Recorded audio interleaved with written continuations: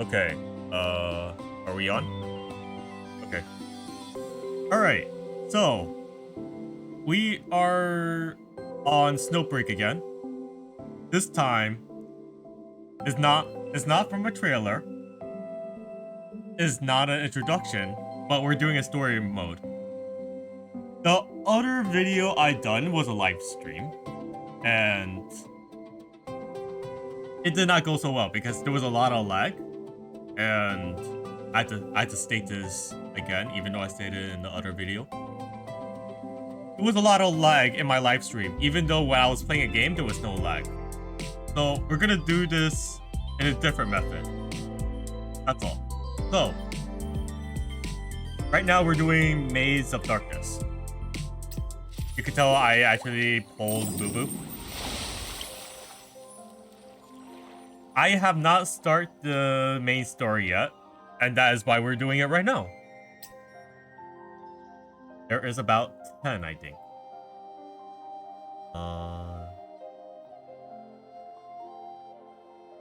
Probably. But there is like 10 story games, 10 files that we had to go through. Okay, the Fateful Spinner. Break the sleep-bound curse. By the way, I'm doing the voice acting for the male only. I'm not doing the female. So whenever female's talking, I'm shutting up.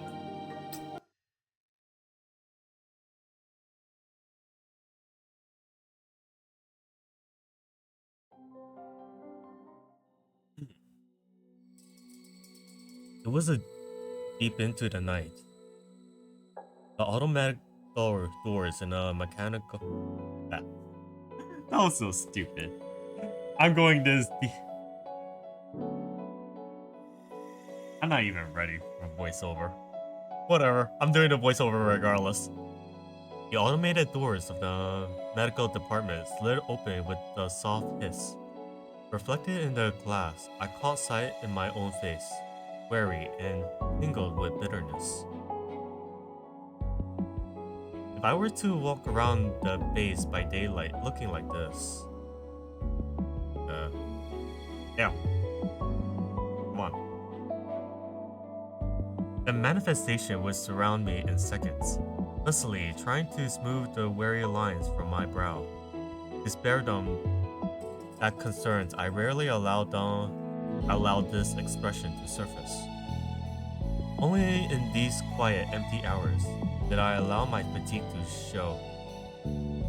Step by step, I made my way down the hallway, stopping at the door of the intensive care unit. Inside lay the critically injured field agent, Boo Boo, rescued and brought back just days before. Right, so this was taking back way from the previous event story that I was doing for the live stream. The spindle system data she has discovered has already given us invaluable intel, yet here she lays unmoving, trapped in a coma. Lost in thought, my hand drifted into the door handle, only to find her slightly ajar. The door opened.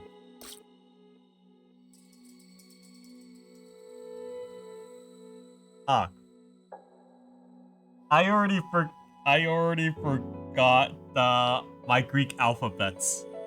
I suck so much now. Alright. Before Boo Boo stood a lone figure is a slender woman. The creak of the door made her turn. For a moment, I saw a surprise flicker across her face before she regained her usual composure. Good evening, Mr. Fuck. That's not a guy. That's a girl. Good evening, Director Peace.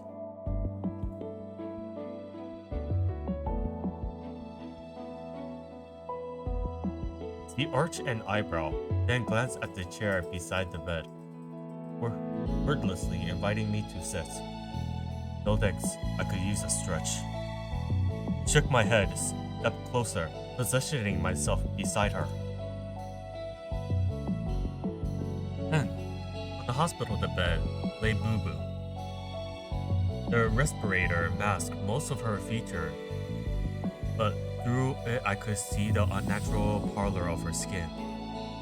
I've always known that hardship and loss were a part of the job, but knowing that didn't mean I would let this young girl make the ultimate sacrifice for me. Not if I could help it.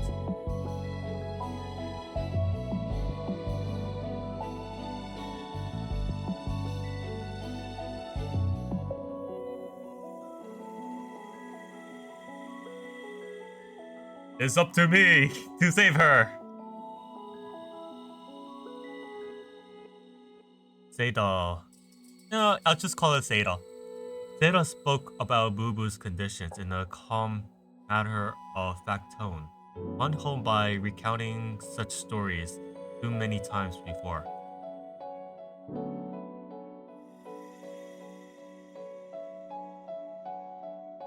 Wouldn't typically what? I looked at her, or her gaze never left Boo Boo.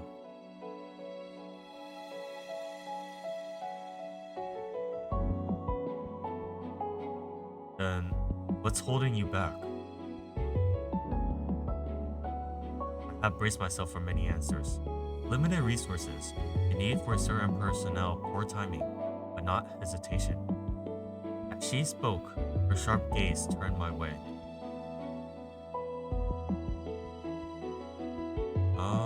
Okay. Sent.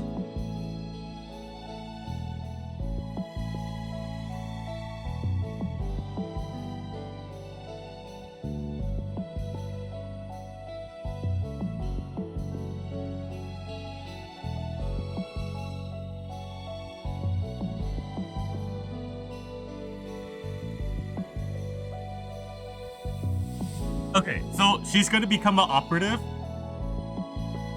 just to save her.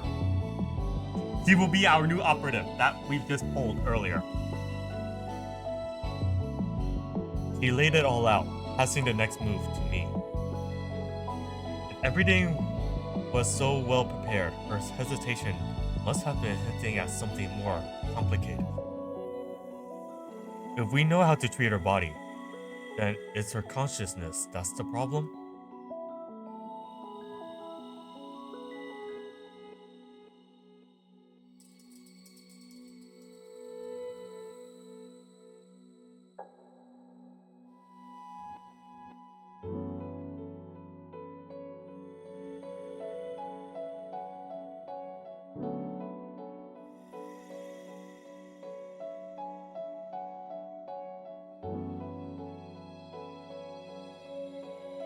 On the ground.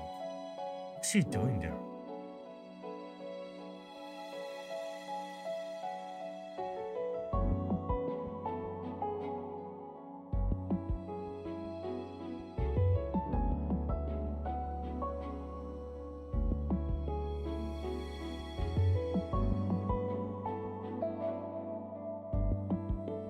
A message of stark, unwavering warning.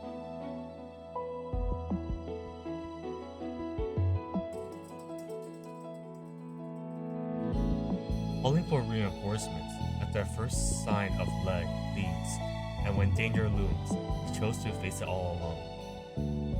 I looked down at the unconscious girl on the hospital bed, her eyes closed, wondering what her final thoughts coursed through her mind.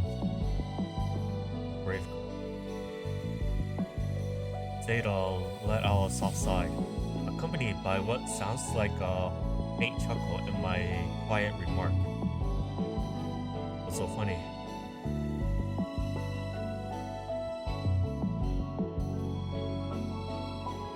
That's true. The next time you struck in hesitation like this, let me know sooner.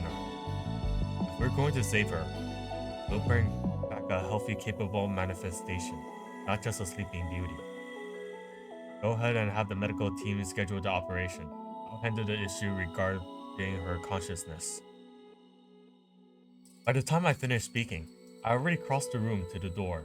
Once I make a decision, my body tends to move before my mind fully catches up. I glanced back, and Seda nodded faintly in return.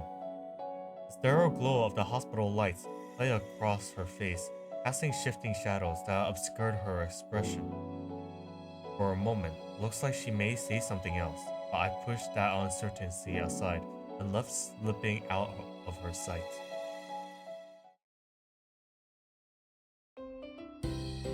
Oh yeah, Vida. He's also a new operative. Okay, he was like the first video I ever done on Snowbreak. A trailer of her. I did poll her. Let's just say she has a big badonkadonk on the front side. Yes, she has a very huge obsession with me. More obsession than any other operatives, any other girls within my base, the Hamdol force. Give me a moment. I was chuckling a little bit.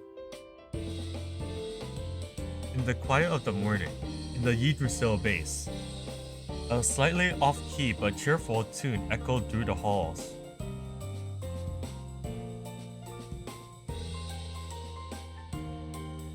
Although I don't have the skin on her it's a pay-for skin. It's kind of like League of Legends. It doesn't really affect the gameplay, but the particles, it makes sense. It looks so much better on what she's wearing right now. I can't show it to you, sadly, but you can see it from the trailer.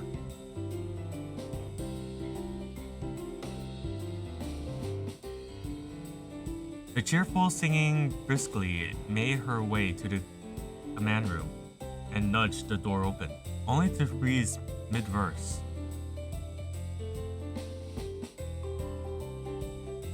Morning, Vidya.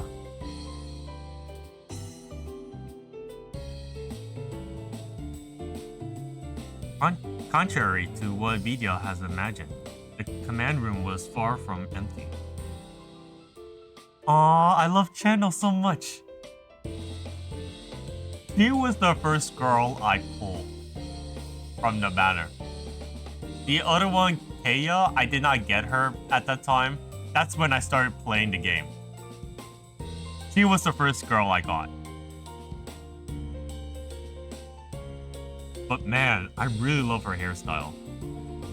More so than the previous one. She's a very timid one.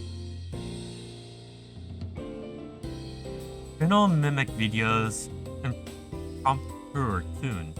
Her expression thoughtful, as though she discreting the lyrics.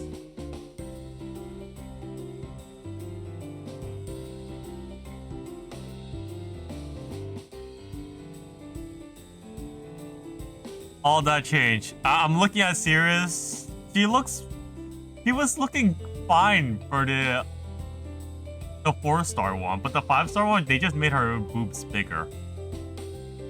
I can't get over it with that. I had to live with it.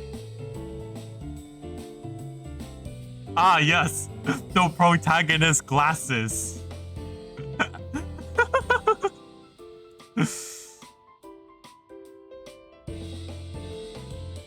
Oh, cool. You're in your new exosuit. Interesting. I like it.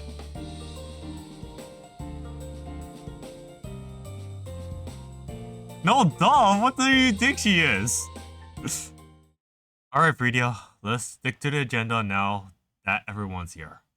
And Monsieur, stop hissing at Vidya. I gesture for Vidya to take a seat while I gently holding back a bristling Monsieur.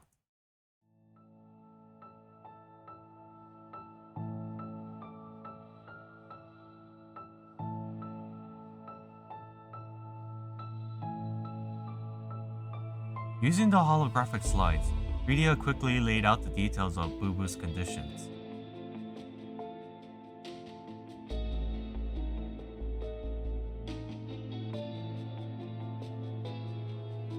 Thank God I wasn't reading that. I hate the 3-line lines.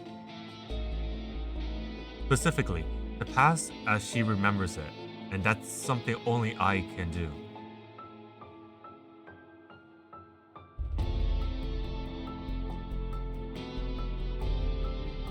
Rydia mimicked my tone, tossing me a playful wink.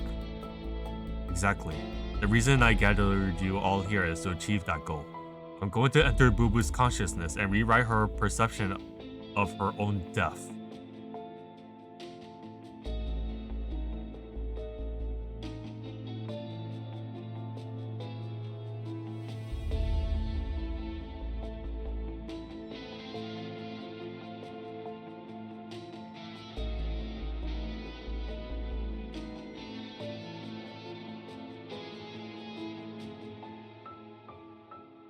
Okay, just to let you know, the monsieur that I pulled earlier, that's a 4-star.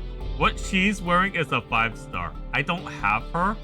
She was available last event, but I didn't do it because I was saving the digicast for Boo Boo. So I had to miss out on her as well. I think I may have to miss out on Kaya because during the trailer with Boo Boo, they showed a new skin for Kaya. And that's kind of like, she's gonna release in about 2 weeks or so. So, I'm beginning to question whether I want to get her or not. Because I don't have her. And I actually like this character a lot.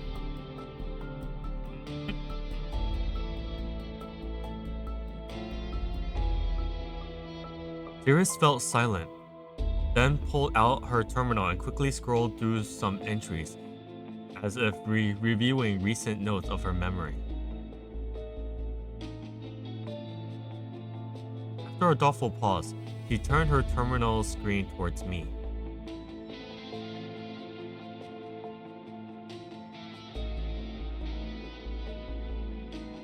Excellent. Rydia, Azure, Iris. Can you handle modifying the spindle system and the other technical details? The method for entering her consciousness should be similar to the anchoring device. You're the experts here. The trio nod in unison. Meanwhile, I need Channel and Monsieur Marisol. It's not Monsieur. That's the cat girl. Meanwhile, I need Channel and Marisol help with some consciousness strengthening exercises. I'll explain the specifics later. As for you, Rydia.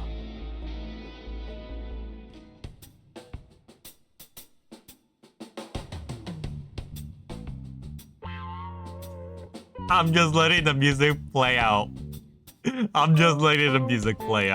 just funny.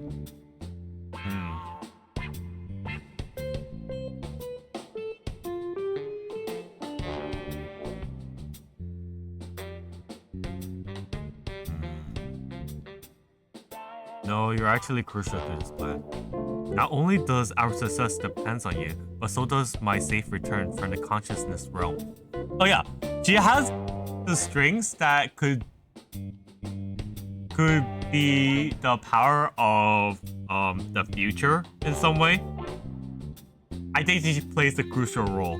I don't know the specifics of what it is, but that's her special ability.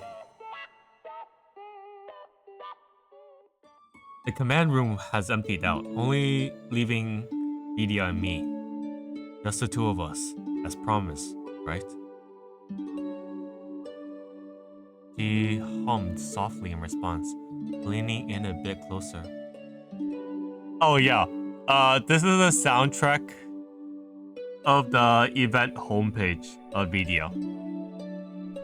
I like this soundtrack a lot. Rydia. Have you ever tried using your abilities on someone who's unconscious? You know, the one that let you show others the image in your mind. Himi, her immediate response came quickly, but then paused as realization struck in her eyes. Oh, his hand. Whatever, we'll just go along with it. Well, I'll re-say it again. That's my fault. I'm sorry. Her immediate response came quickly, but then she paused as realization struck and her eyes widened.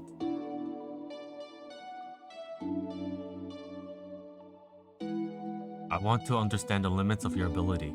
For example, can you make her forget that she ever entered the underground cavern? Edea shook her head.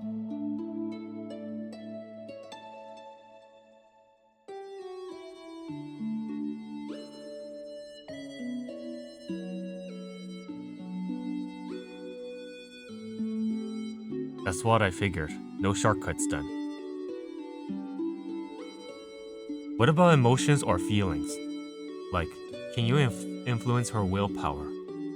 I need her consciousness to be calm. If you could strengthen her will to survive, that will help too.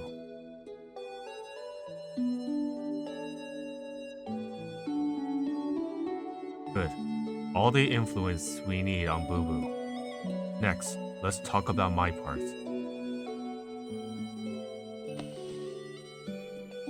Before I could continue, Via lifted her head from where it has been resting on my shoulders.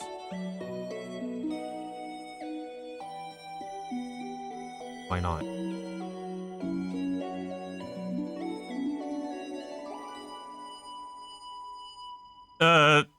I believe so. Even though she loves me way too much, she will lose control over me.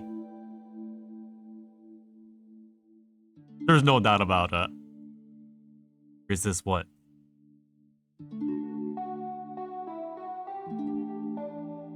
Smiling, I gently nudged her head back into my shoulder. I hope you didn't hear that. I accidentally hit the microphone with my finger. Well, you certainly are quite direct about these things. But anyway, I really do need your help. I let my expression grow serious, my gaze fixed on her.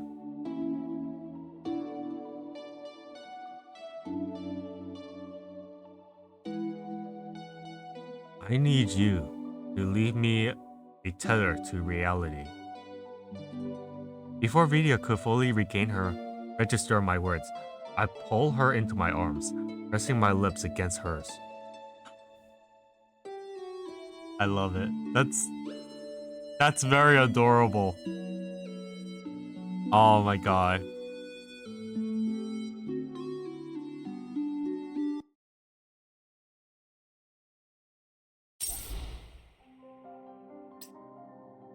Am I still in recording? Yeah, I'm still in recording, just to let you know. We gone through 23 minutes just from this. We haven't even get to the gameplay. That's my fault. I'm sorry.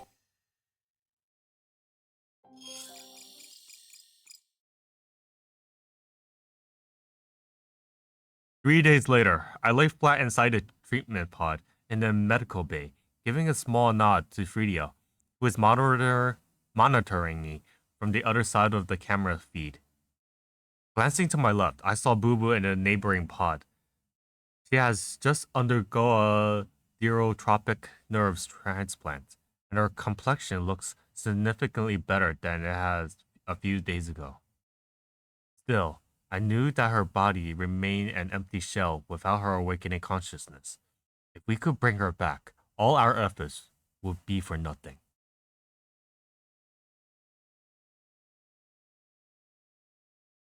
I'm in your hands then. The pod machinery buzzed to life, and overwhelming drowsiness washes over me. As I close my eyes, I prepare to enter Boo Boo's consciousness. Right, just as if you guys saw the video that I made, that was part of the trailer that I was undergoing within the story. Whatever it takes, I will bring her back.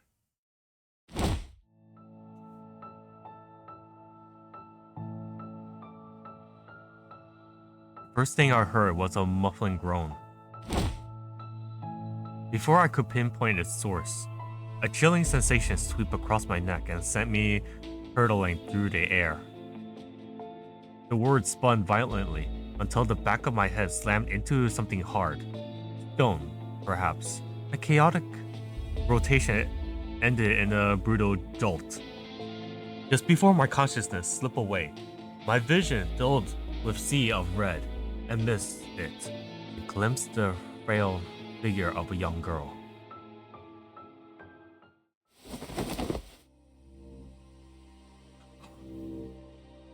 I jolted upright in the pod, adrenaline finally catching up, pumping me to a gasp for air relentlessly. What the heck was that?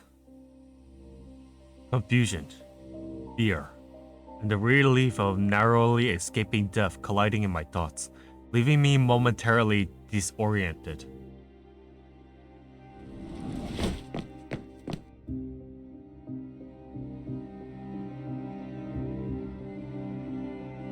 The treatment room doors burst open. The manifestation rushed in, surrounding me in a wave of anxious voices.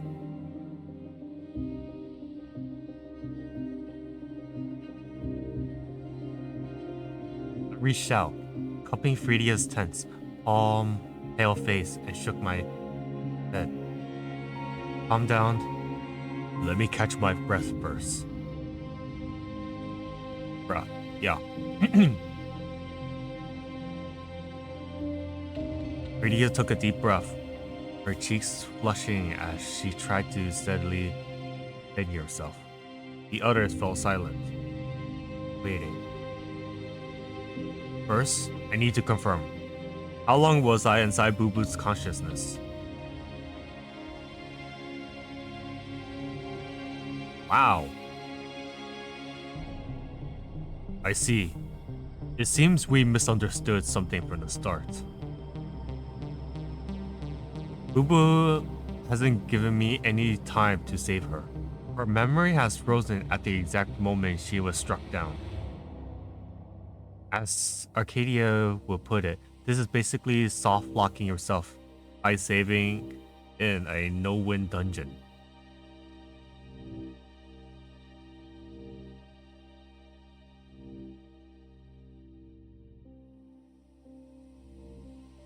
Monsieur quickly relayed the findings from her terminal, her usual verbal tick conspicuously absent. So there's no way to send me to an earlier point in her memory.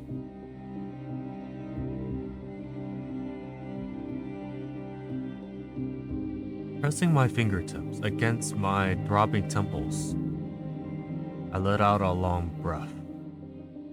Even though I had suffered a severe blow inside Boo Boo's consciousness, I woke up unharmed. It seems that my forced ejection has been triggered by her perceived death. If that's the case, we can't afford a few more attempts. Fredia, reset the system. Aye.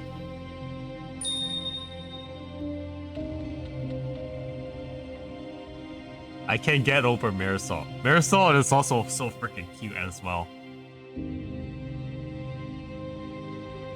I turned to find Marisol, who has somehow taken control of the body she shared with Channel, only clutching my hand tightly.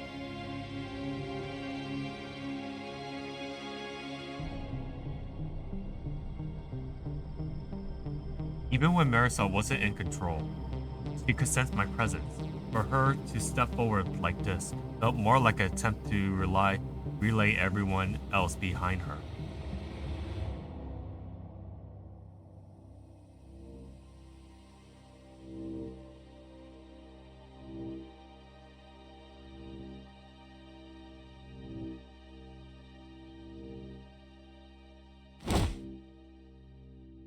Her voice cracked, and the instant she finished, she drew herself into my arms. The room fell silent, her outbursts obviously leaving everyone unsettled and hesitant. Okay, Marisol, do you know how many anchor tests I went through to find you?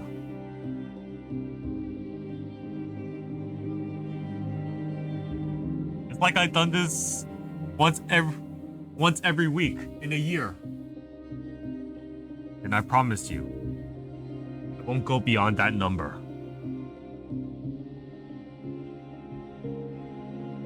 And if I can't take it, if it gets to be too much, I'll let everyone know. Do you trust me?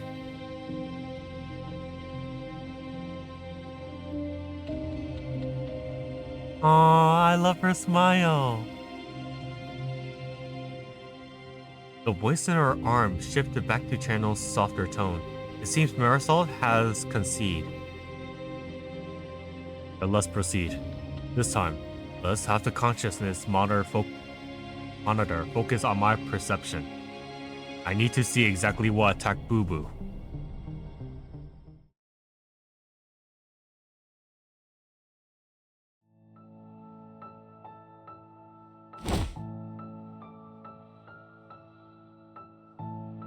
The moment I re-entered Boo Boo's consciousness, I heard the same muffled groan.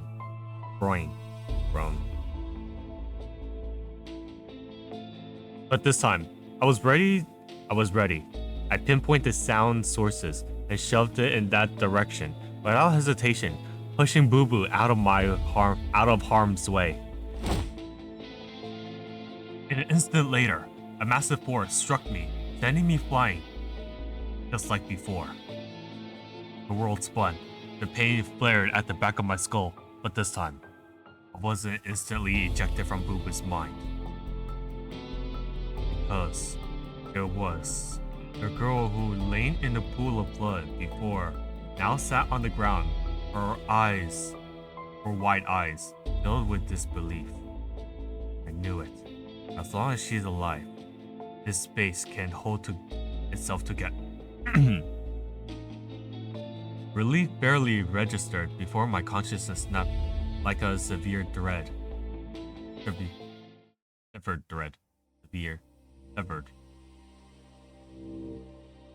I began to question what the word is. Severed. I think it's severed. Yeah, it's severed. Did anyone get a good look? I forced myself upright in the treatment pod, rubbing my throbbing temples. In the surveillance room, Rydia and the other poured out over the playback, examining each frame of my memory.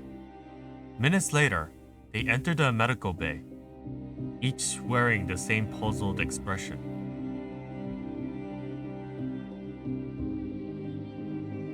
What do you mean?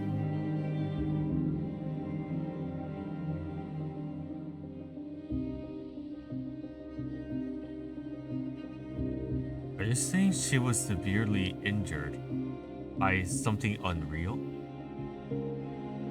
Under normal circumstances, I feel ridiculous voicing such an absurd question, but today, obscurity seems almost mundane. Rydia nodded, handing me a terminal with the record footage. It didn't take long for my expression to mirror theirs.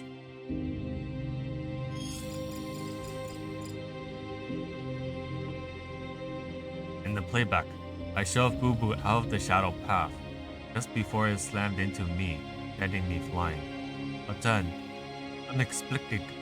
unexplicably, the shadow reappeared in front of her the next instant, swatting her away as well. Even slowed down to a fraction of its original speed, the shadow's movements were too fast to track.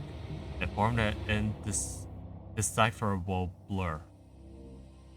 Intriguing. If she had truly faced such a powerful creature, there's no way she would have survived. Right, it's a construction of her imagination, an exaggerated incarnation of how she perceived her enemy. Let's not forget what she was in a manifestation then. As an ordinary human, this enemy must seem completely unbeatable, though now, it appears impossibly strong and fast in her mind.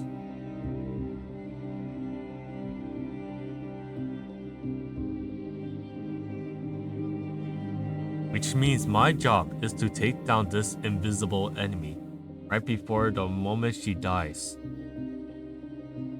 I couldn't help but warily in the obscurity of my own words. Quite the challenge you left us, Boo-Boo. We're not giving up yet. Ultimately, this ideal of invincibility exists only in Boo-Boo's imagination. Invincibility. If I can make Boo-Boo believe the enemy is beatable, then it will be, right? I need a gun. As a field agent, Boo-Boo wouldn't carry a service pistol. She must have tried shooting at that thing.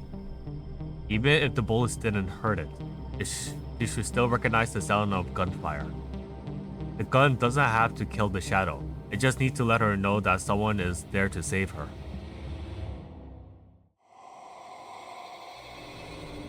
If I fall asleep holding a gun, will I actually dream of holding one? I wasn't sure how dreams of the brain work, but as I opened my eyes inside Boo-Boo's consciousness, the cold weight of the pistol in my hand answered that question. The same grunt, the same lunging shadow. Without aiming, I raised the gun and fired where the memory guided me. Okay, by the way, it's also in the trailer. I'm not saying this is spoilers, but you could obviously can piece it together. That's the boss that we'll be fighting later.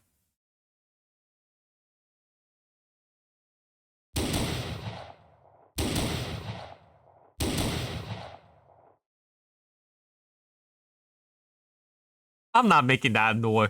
I'm not making that onomatopoeia sound. I'm not gonna do that. I emptied the magazine in one go, quickly holstering my pistol. I turned and scooped up the stunned Boo-Boo, who lay collapsed on the ground. Then, without looking back, I bolted.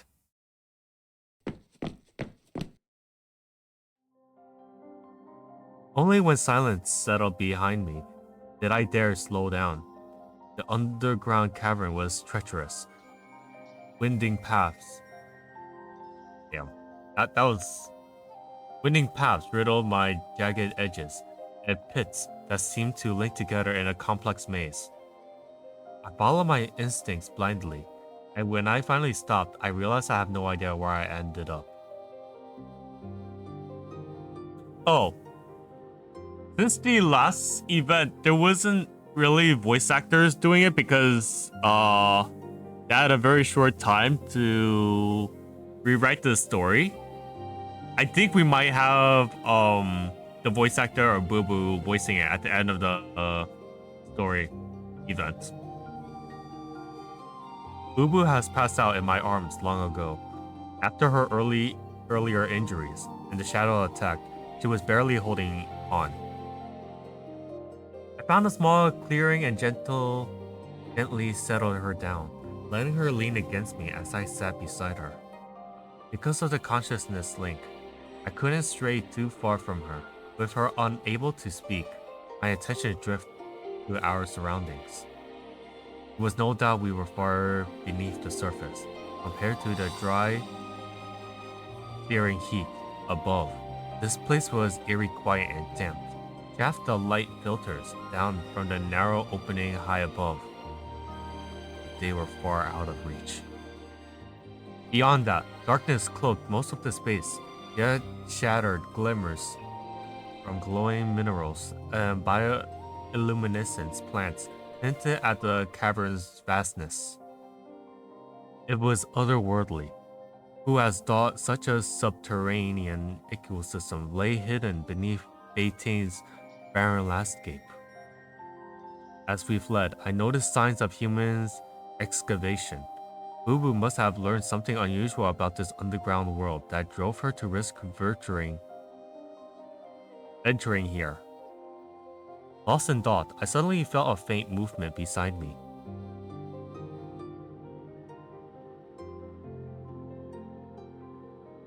The instant Boo-Boo regained consciousness, a wave of searing pain engulfs her, as though every fiber of her body screams in agony. Even the simple act of breathing felt like torture. Something seems lodged in her throat, choking her and causing her to instinctively cough violently.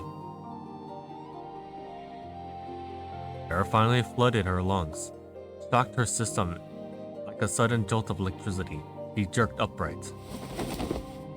Almost instantly, I felt a tug and I lost her balance, falling down again. Ugly.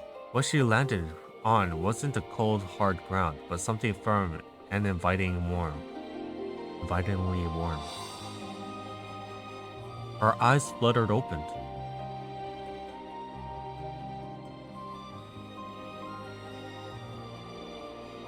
I like this.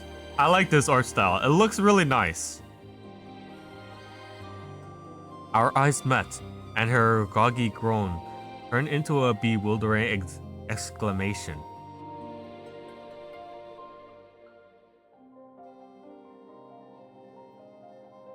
Her weak voice carried a hint of confusion, more like a hesitant confirmation to herself than an actual question. I met her puzzled gaze with a firm nod. Yes, it's me, Boo-Boo. We finally met.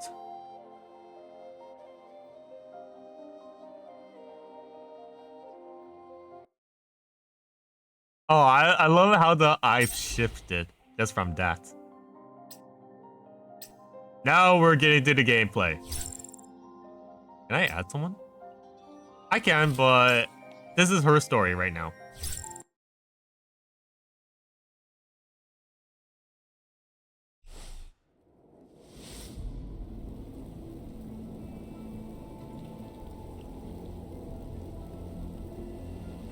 Oh, okay.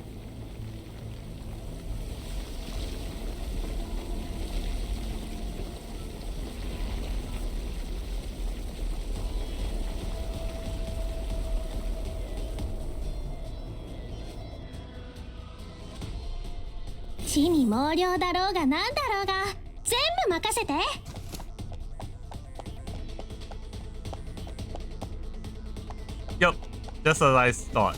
Hold on. No one uses this, by the way. They already spotted me, so it doesn't really matter that much.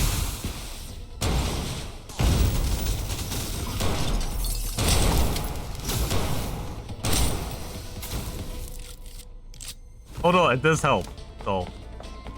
あぶくぜにめっちゃ身につくよね。我が霊力の前にひざまずくがよい。Notice that she's really okay. 強運が味方なら当然か。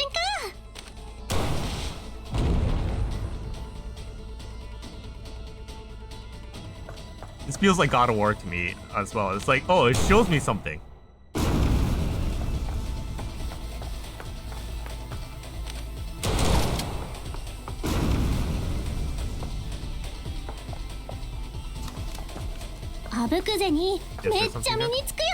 Ah, okay. Let's wait.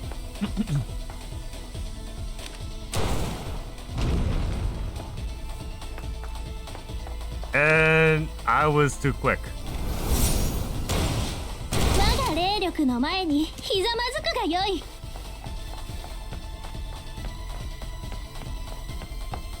What is this? Okay, that's actually useless on me. That's the ultimate meter bar. I don't even need it. Okay. Is there anything? Wait, hold on.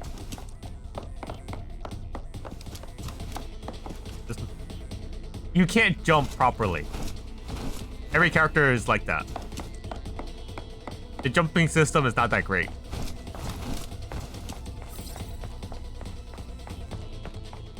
Okay.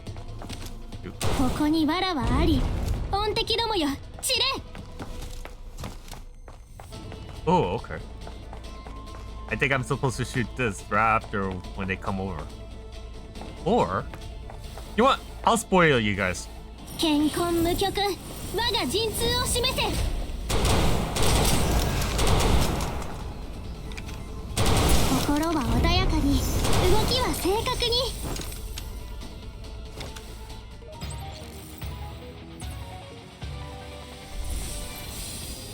百戦百中。まさに私じゃない。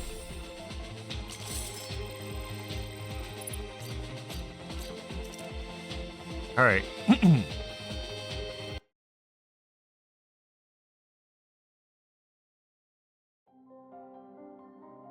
Good. Another game progress. Let's go. 運勢大吉のブブが先頭行くね。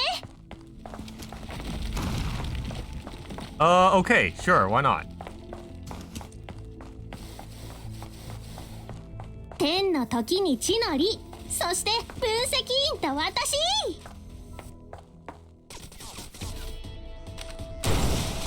我が霊力の前にひざまずくがよい。Oh, a ricochet. Interesting. Oh, that's cool. That's amazing. I like it. I like it a lot. Okay, anything else here? あぶくぜにめっちゃ身につくよね。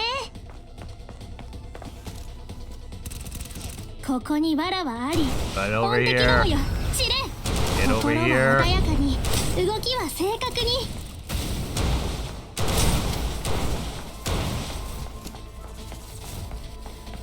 Ow! I didn't realize you were here. Although, you guys probably saw it, I didn't.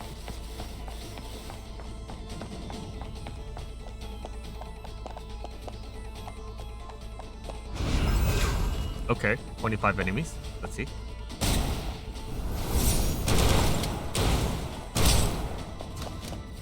ここに藁はあり、本的どもよ、 Is- 知れ。 Is there a... Oh, I see it. 我が霊力の前に健康無 That's 極。 ultimate. That's 我が ultimate. 陣痛を示せ。心は穏やかに、動きは正確に。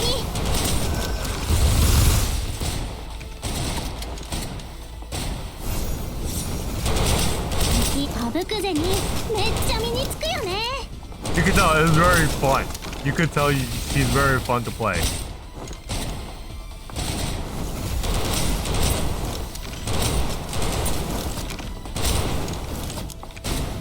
我が霊力の前にひざまずくがよい。 Right. Even if I did not pull her from the banner, you could still play her for free in this event. 天の時に地の利、そして分析員と私。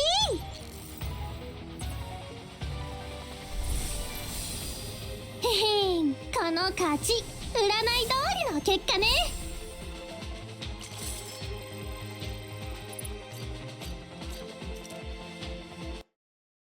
Okay, now we're back to visual novel event right now.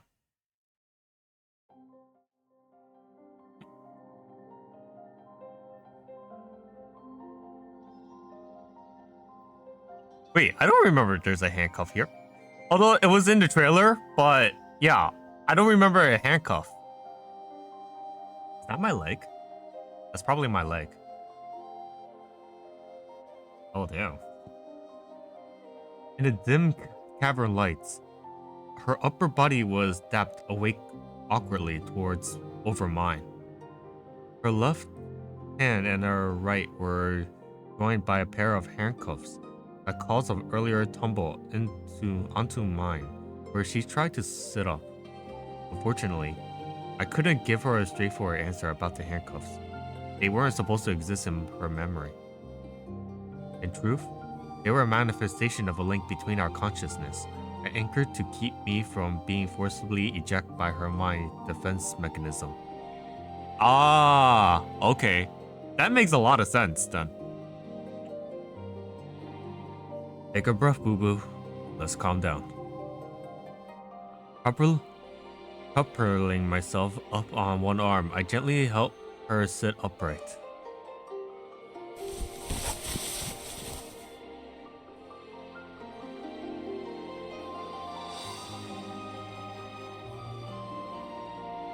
Sorry, I'm not reading. I'm looking at this silhouette. It reminds me of another character way back.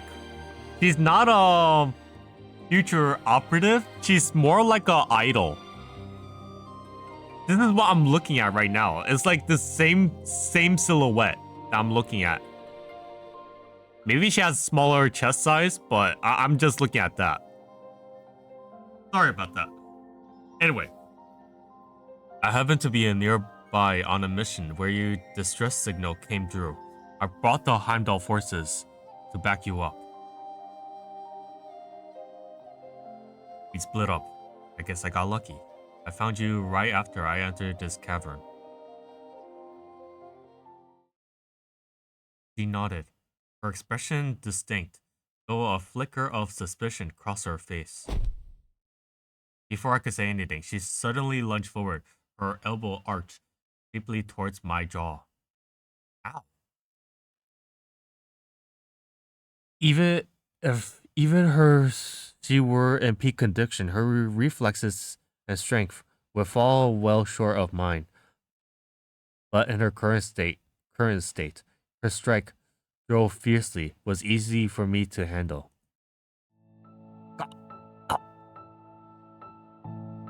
One sidestep, a palm cupped beneath her elbow, a calculated twist in her slight frame went rigid, her movements instantly subdued. Good aim and quick reflexes. You learned that in combat training. I didn't even speak in question. Give me a moment. I knew there would be a 3-line dialogue here. Monologue. I let go of her arm, sending her off balance. She wobbled precariously, nearly toppling backwards, but at the same time, the handcuffs worked in her favor. She used the teeter to brace her wrist against mine, steadily herself. She didn't try to attack again. Instead, she locked eyes on me with an intense, scrutinizing gaze.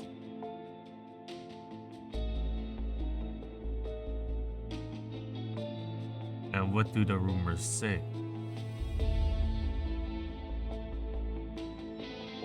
Shouldn't throw myself into a dangerous place like this.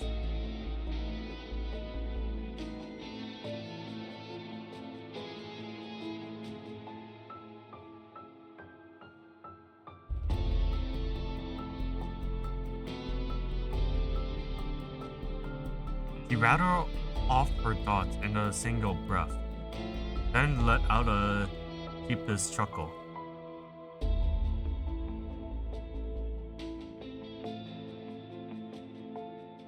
Her posture softened, and the hardening warrior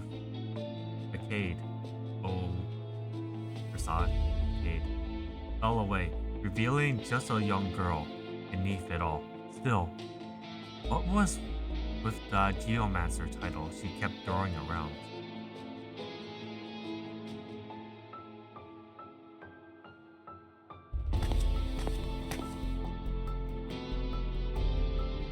Gesture for her to go ahead, and crouch down beside her against the rock wall.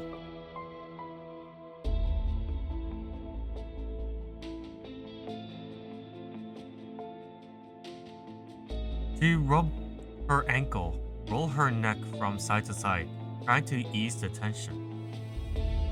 I was just about to ask, what exactly was the creature that attacked you?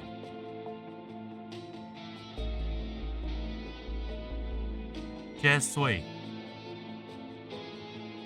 I think that's how you say it. I'm trying to say it in Mandarin, even though I speak Cantonese.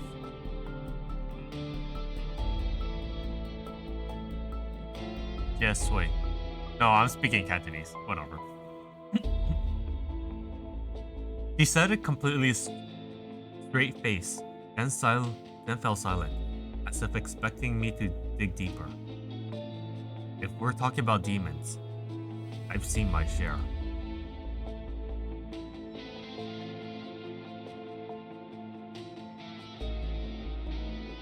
Her barrage of niche terms left me stumped.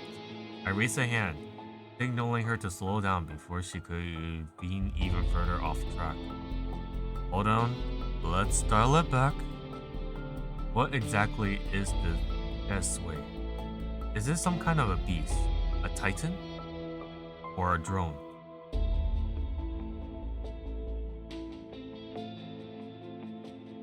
She said it as casually as if describing a common household pet. Alright. Then tell me exactly everything you remembered about it. The more I know, the better I can figure out what kind of backup we'll need. Not that actual backup was coming, but she didn't need to know that.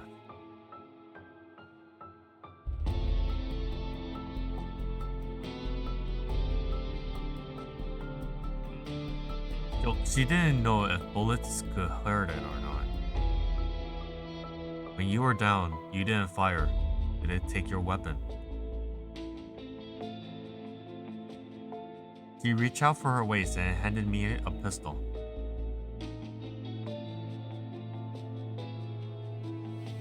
As she spoke, a shadow fell across her face, sparkle in her eyes dimming.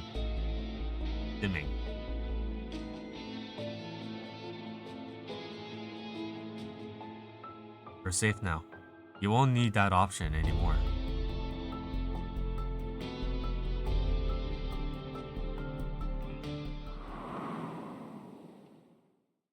She trailed off, and a chill creeped down my spine.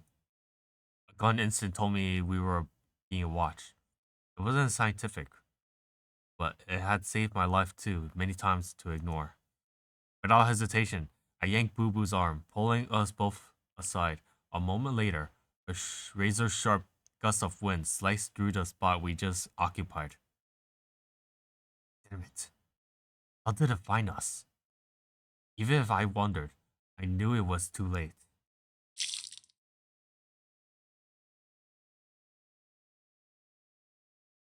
The shadow, impossibly fast, twisted mid-air and lunged at us a second time.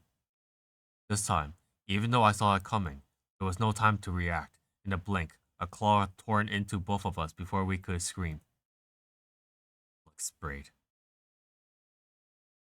Did I say bug? I'll say it again.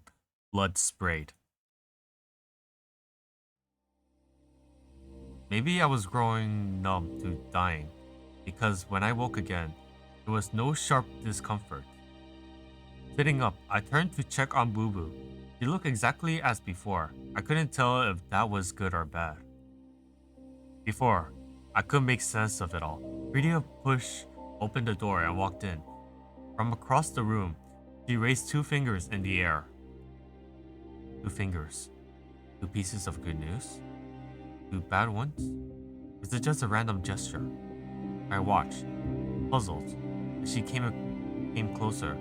She then threw herself into my arms.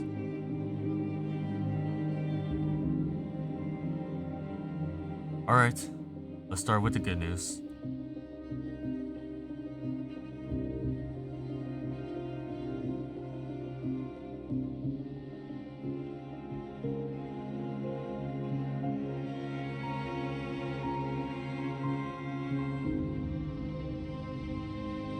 I see. And I'm guessing the bad news is that this bark wasn't enough to wake her.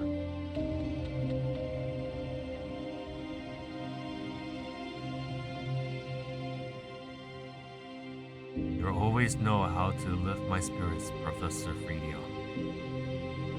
I smiled, ruffling her hair affectionately, though doubts still weigh on my mind. If my guess is right, the reason Boo Boo can't wake up is because of her unresolved fear.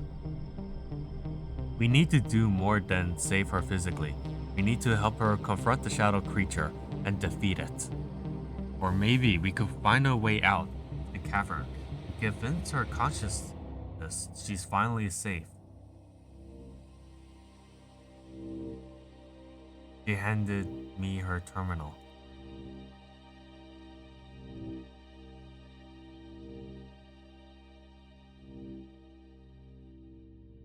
Was right. The labyrinthine tunnels has disoriented me completely. Even seeing my path from the bird's eye view, it was hard to tell which route led anywhere meaningful.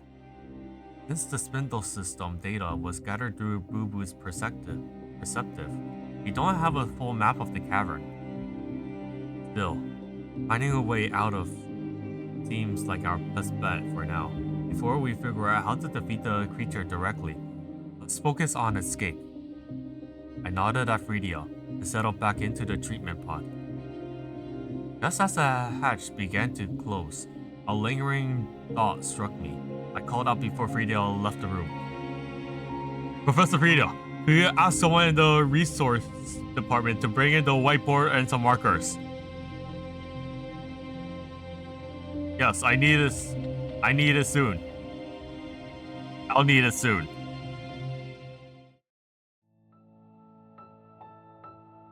Time rewound once again, returning to the moment Boo Boo was attacked. He remained unaware, while I knew exactly what would happen. Fire a few shots. Grabbed her, and run hers, and run. The sequence played out like their rehearsed performance. As I struck to the script, events would unfold as expected.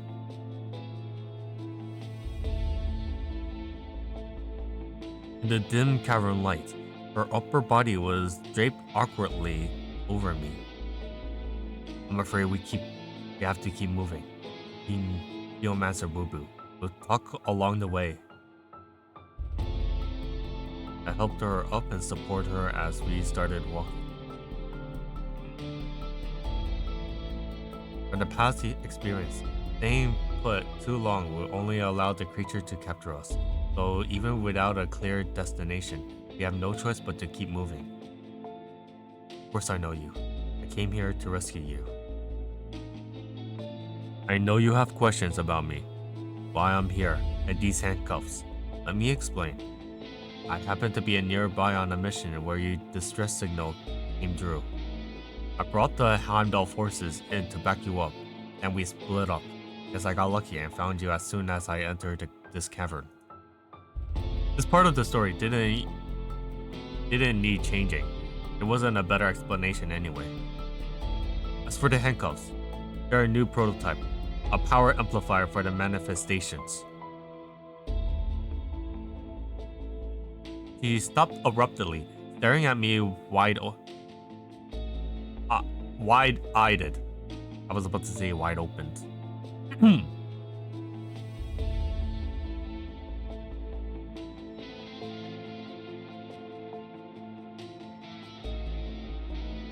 That's exactly why you need it, because you were a manifestation before. You are one now, because I'm channeling my power into you. Boo Boo, you probably realize it by now. This is one reason I'm able to lead Heimdall. Of course, the story about the handcuffs was completely improvised, but I had my reasons for needing to make her believe it. With theotropic nerves already implanted in her Boo Boo's brain, in theory, she should be able to wield manifestation powers within her own consciousness as she tried. Taking down the monster she feared most would be nearly impossible with her strength alone, but if she could recover and fight at my side, our chances would skyrocket. As I pondered my next line, I noticed her clench her fist. I noticed her clenching her fist. That should make more sense. It's so fun. This time though, she didn't swing at me. Instead, she aimed a punch straight at the rock wall beside us.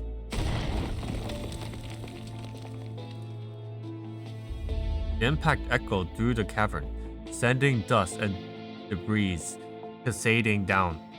A jagged crack, several meters long, now marred the once intact wall.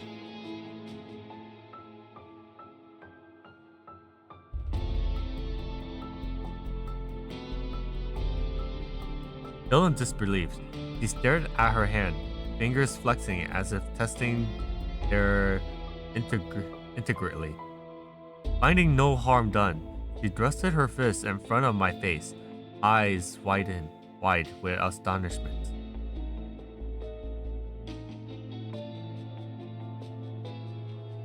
Well, it's more scientific than all the stuff about geomancy and shui. I gave her a gentle tug, urging her forward.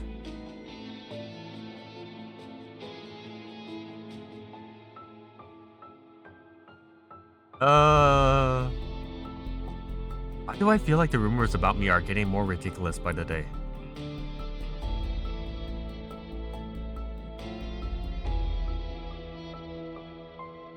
I was tempted to admit that until a few days ago. I didn't even know about the department she worked for.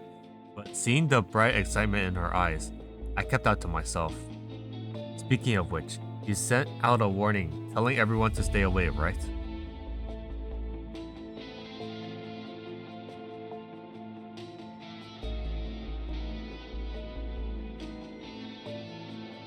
Didn't see you? Then why not just run? Her tone turned unexpectedly serious.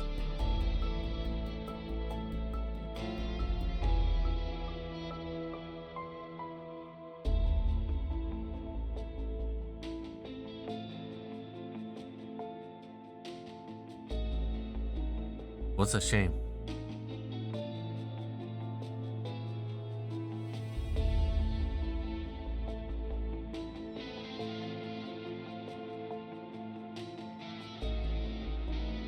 I've been able to command her bravely, but her blunt delivery left me momentarily speechless. For some reason, this girl had a knacking for mixing seriousness with absurdity, steering conversation down unexpected paths without breaking her earnest expression. Next time you face something this dangerous, report it to your headquarters first.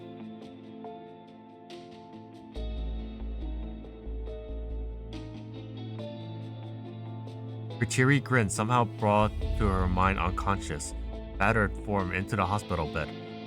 An unexpected sadness swelled up inside me. She had no idea how close she comes to death in reality, and because of that, I was all the more determined to save her here. Her exclamation jolted me out of my thoughts. She waved a hand in front of my face, pointing ahead. What is it? I gently pushed her hand aside and followed her gaze. My eyes widened too as I took in the sight before us.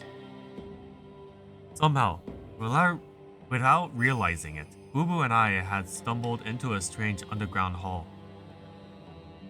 Miraculously, carved stone tiles and columns, unique murals, and massive bronze bell suspended from the ceiling all suggested this was once a temple of some sort. The craftsmanship and inscriptions hinted at an ancient origin. Yet despite its intended grandeur, the temple's subterranean settings gave it an unsettling tomb-like atmosphere. Indeed, there was a half a skeleton, but for me, centuries-old partial skeletons wasn't exactly shocking news. Still, I have to admit, I assumed this space was just a natural cavern. I never imagined we'd find such a constructed structure hidden underground.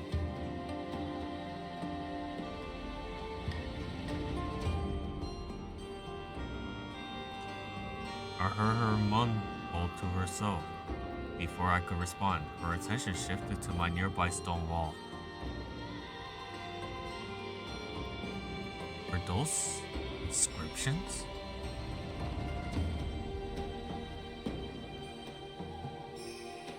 The universal language now used across continent blends elements from the 8 major languages, including the Shōjō language, but these archaic characters were beyond both our understanding. Archaic. He's archaic.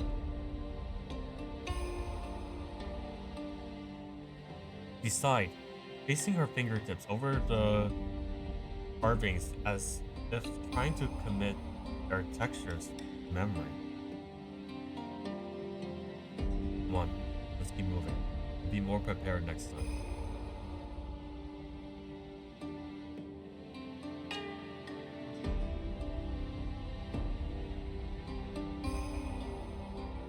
For now, let's focus on finding a way out.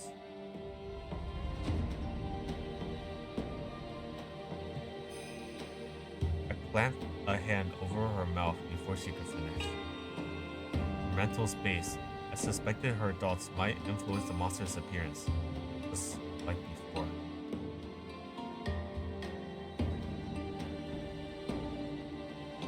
Maybe not, but your predictions are being eerie accurate.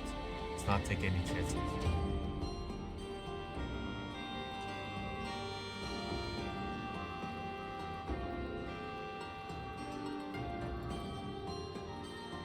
Whenever you bring up science, I get a bad feeling.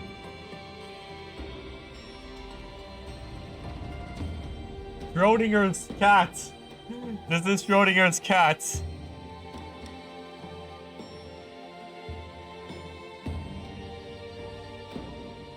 Yeah. Yes, I know that one. What's your point?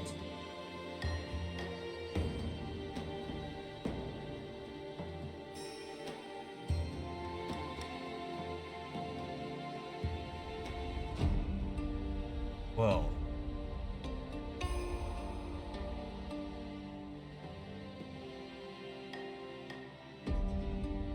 I would put no for this.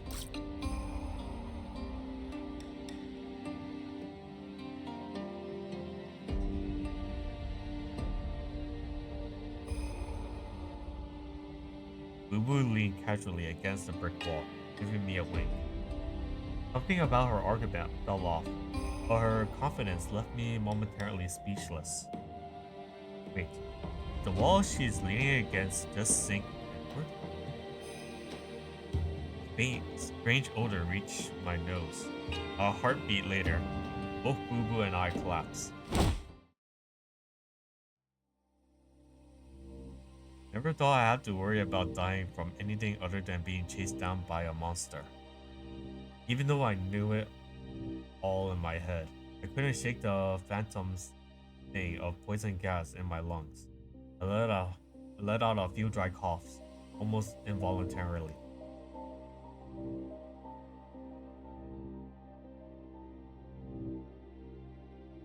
As Fredia explained, I patted my back gently. Her eyes flickered towards the terminal in her hands.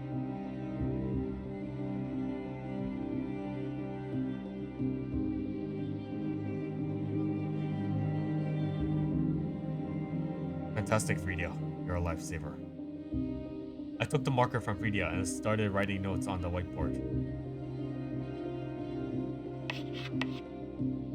Bullets can't injure the monster. The monster is fast, not a night vision, and possibly tracked by scent. Avoid staying in one place too long. Boo-Boo can use her manifestation powers in her consciousness, but she needs training. Just like me. After a brief pause, I add one more line. Keep Boo-Boo from touching anything that might trigger a trap. That should do for now.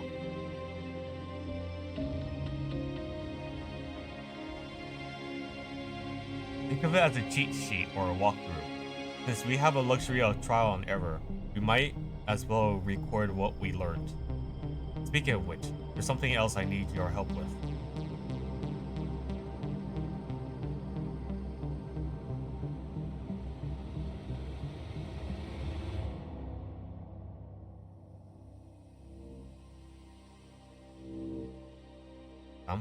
Sounds like some sort of an ancient oracle.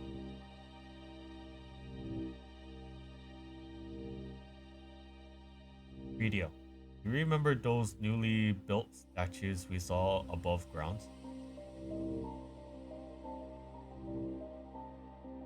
Video suddenly clapped her hands, spark of realization lighting her eyes. Looks like we pieced together the faith that we once practiced here.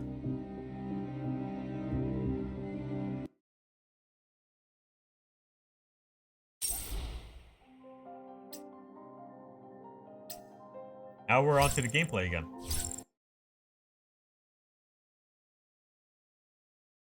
Unsei Daikichi no bubu ga sentou iku ne.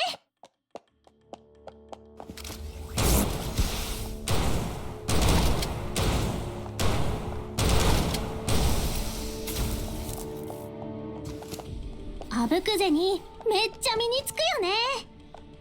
I think I needed that chip. Okay, what am I supposed to do here? 子供騙しじゃない。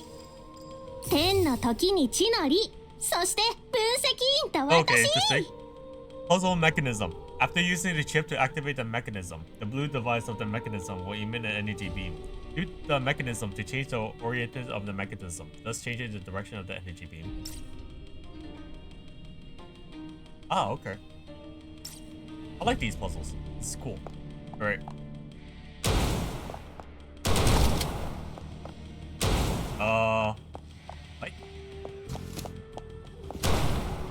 心は穏やかに、動きは正確に。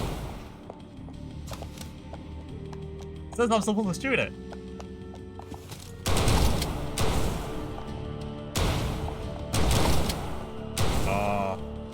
見てなさい。本番はここからよ。I was shooting at the projection. Okay, never mind.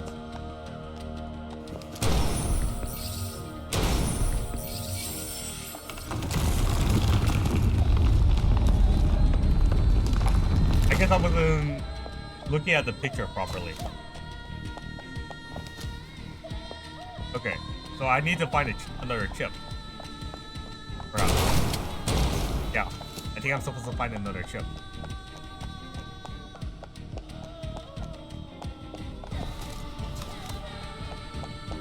Maybe? No. 子供 No, 騙 I し just じゃ have to ない。 press it. Got it. 天の時に地の利、そして分析員と私。Alright.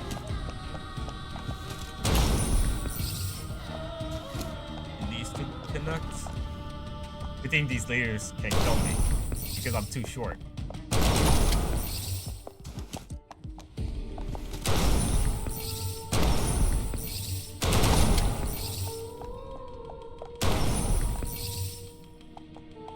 Am I hitting? Yep. I'm hitting.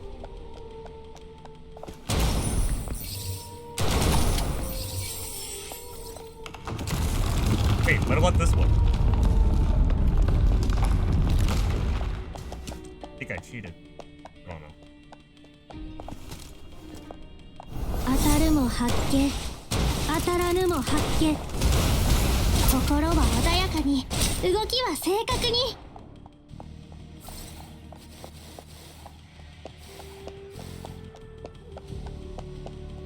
Okay.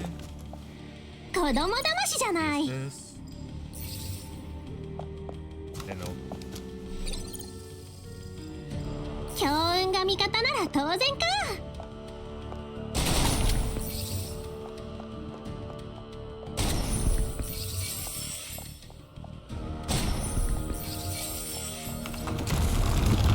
Perfect.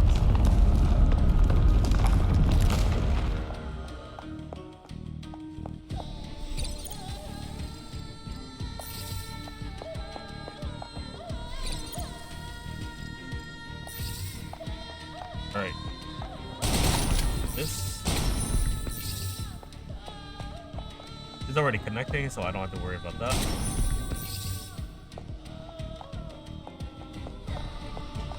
It's hitting that one. Now this one needs to hit somewhere.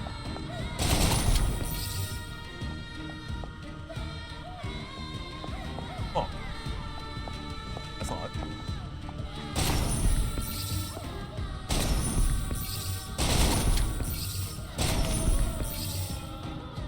Yeah, that's odd.「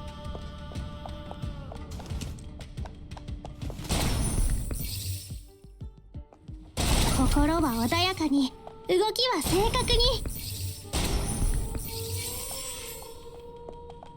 Okay, it needs to hit there. I think I did something wrong. Probably did something wrong.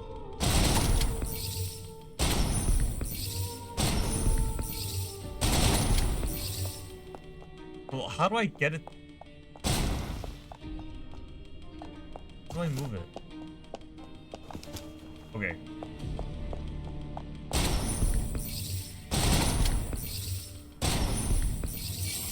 Oh. This thing is useless then.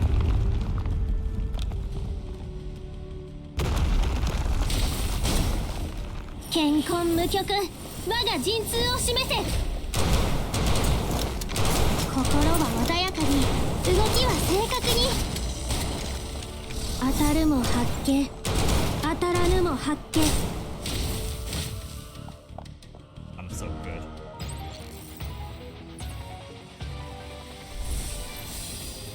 百戦百中まさに私じゃない。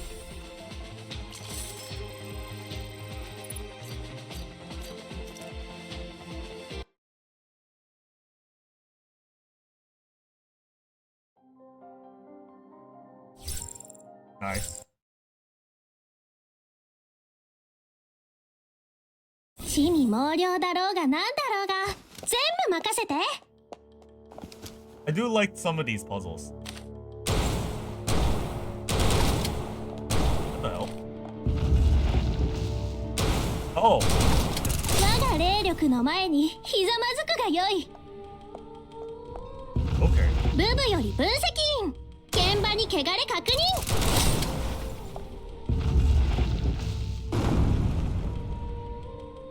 Oh. Well, that was useless. I didn't know it was supposed to hit that. Whatever.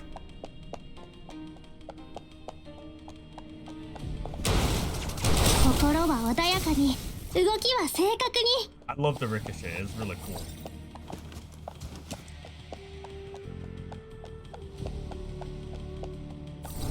健康無極我が陣痛を示せ。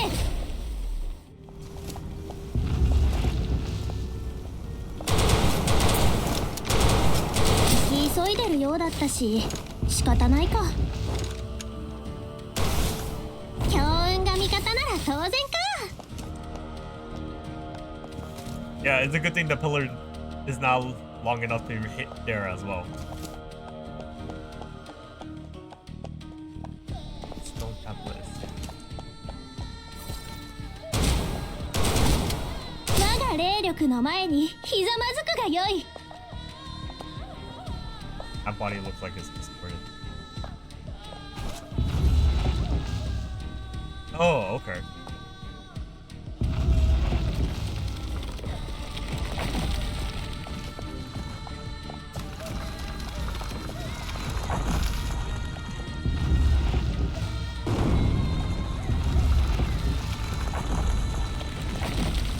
Let's just press everything.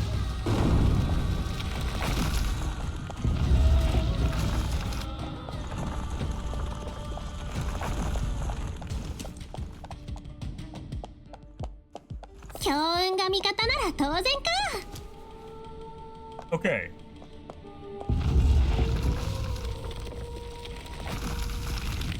I hear something. Ah. There you are.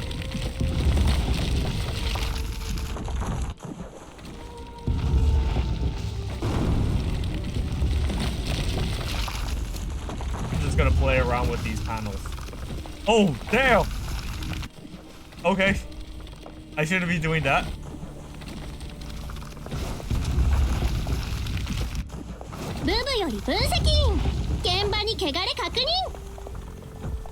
Okay. Let's just rush through it. Oh. I didn't expect that to happen. 心は穏やかに動きは正確に。急いでるようだ。後でちゃんと返してやるんだから。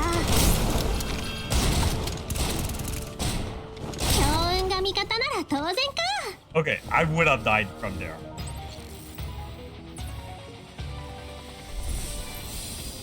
へへん、この勝ち、占い通りの結果ね。 Although to be fair, he is a manifestation right now, so he's more of a superhuman.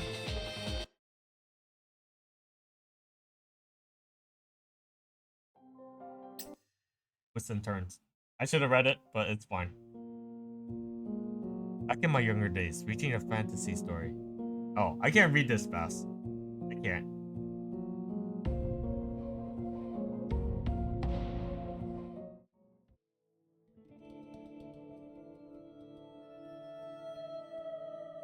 To our surprise, another man-made structure awaits us.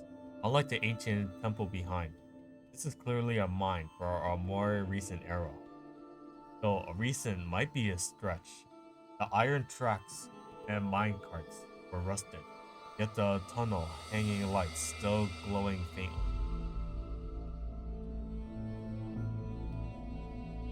Boo and I blunted out the same thought as once, then exchanged puzzled glances.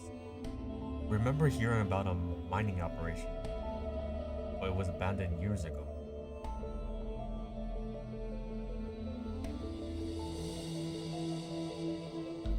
It all adds up.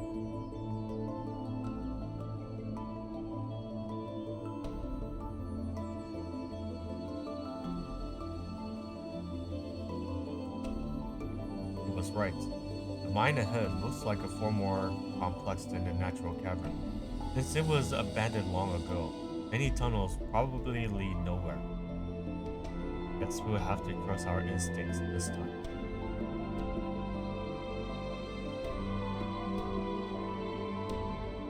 I know some people are not looking at the are not choosing this, so I have to choose it. Take the left, right, or middle. Let's take the right. This tunnel was bordered and slightly better lit. Before long, we stumbled upon a mess of old tools, battered debris, luminously left behind the miners decades ago.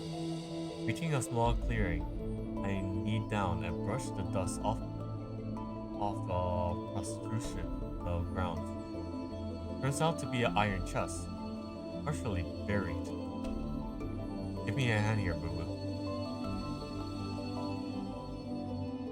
Yes, let's see what secrets this place holds.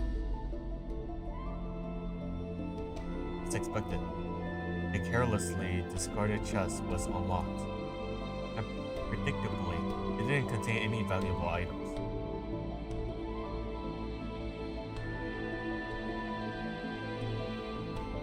Not necessarily. Look closer at the inside of the chest. Intrigued, Boo-Boo leaned over, carefully reading it engraved on the bottom.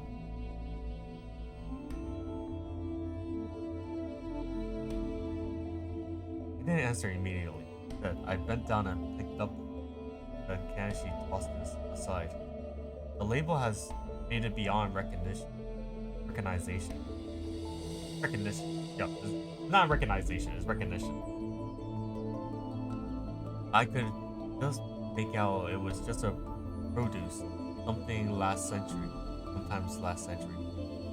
So, the Jin family really established the first mining operation here in Beijing. When they left, the mine was abandoned, untouched for decades. One should have any reason to return now. Unless they were the chief themselves.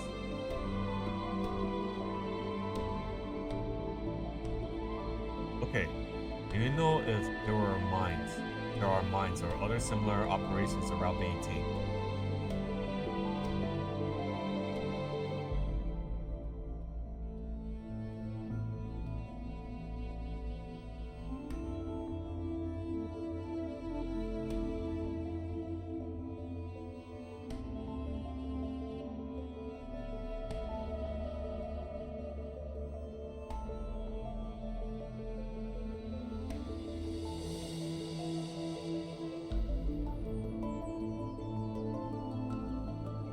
It all started to add up. Her choice of hiding spots suddenly made a lot of sense. After all these years, why would... Crap, I already forgot my Greek alphabet. I'll say Zero. Why would Zero suddenly scramble to resume excavation? What was she looking for? Turning the dusty can over in my hand, I inadvertently ignored the sound of the heavy stomping drawing closer. Another game over because we couldn't outrun the monster. When I came to, I reached for the marker and jotted down 2 more lines on the whiteboard. Investigate the link between Hiro and G's family mining estates. Don't take the right turn in the mines.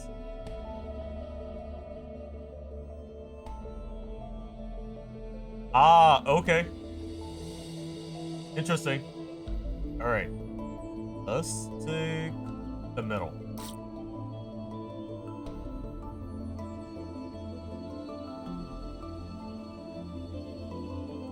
Yes, these tracks look freshly laid. It wasn't just the tracks, the entire passage seems to be reinforced. Scaffolds still clung to the walls, near the entrance and corner. Further, we ventured in. The heavier the air seems to grow, the darker our surroundings turned. Boo-Boo slid closer, and I could feel her trembling. Are you afraid of the dark?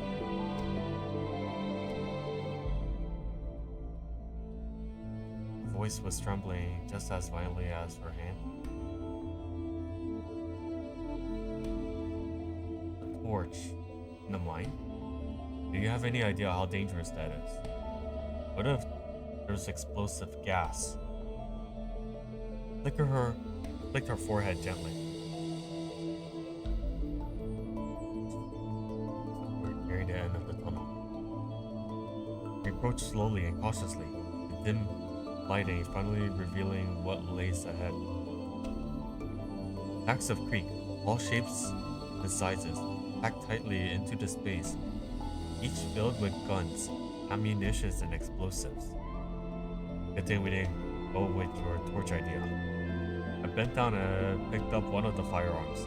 Its texture felt oddly familiar in my hands. Hold on.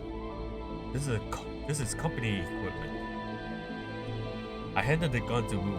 She examined it briefly before nodding. Seems the old-timers helped themselves to quite a haul when they left the company. Grab a couple of these, Boo-Boo. Might need them later.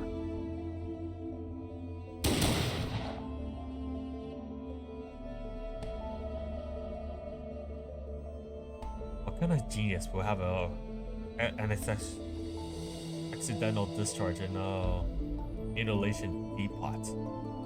Nursing my aching head, I grabbed a marker and scribbled on the whiteboard. Large stash of Deidre-made weapons and ammo found deep in the middle tunnel. Possible zero connection. Middle tunnel is also dead. Could be as serve as the supply depot later.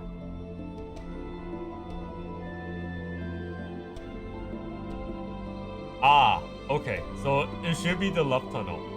If someone else is actually playing this and they're going by left, middle, or right, or middle or left or right, it will trigger something else. So I'm guessing that these fork paths will take us to the end path regardless of what happens.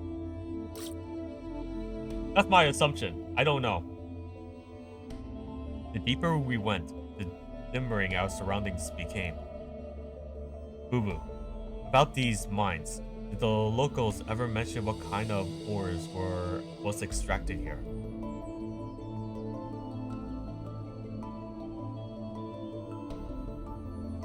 As she spoke, Boo-Boo ran her fingers along the rugged walls. Instantly, tiny, multicolored, crystalline particles clung to her fingertips.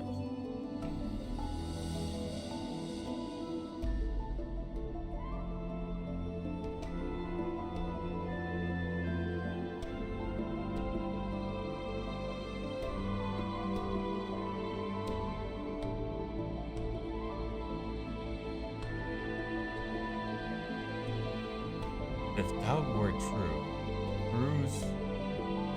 the crews wouldn't have come back. More likely, it wasn't the mine itself, but human factors at play. Boo-Boo turned to face me. furious, but I raised a hand to stop her.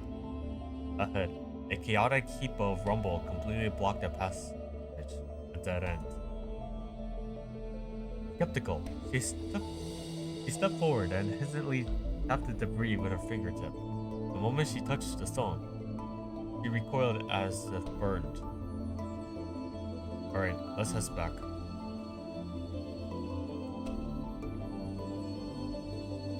Relax, be fine, trust me.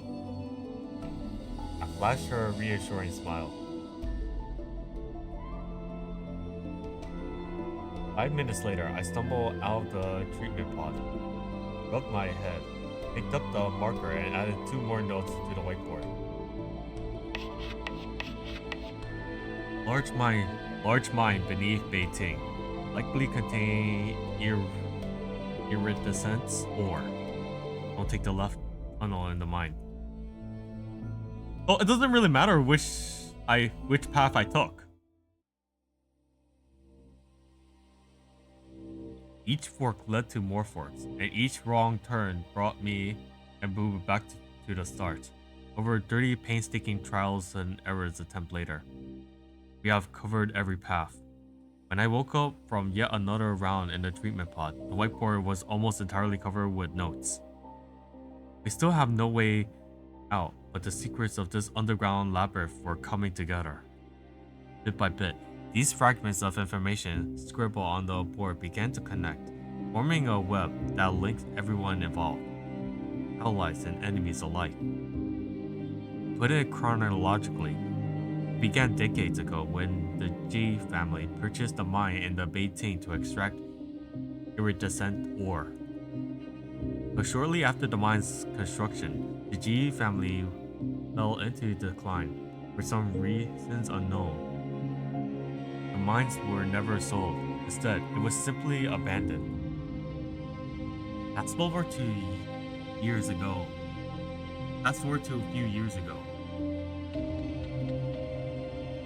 Rosin Palwalno began producing awakening dust, which requires rare earth elements, like those found in iridescent ore. So Rosin turned to partners from the former board to help. That's where Zero came in.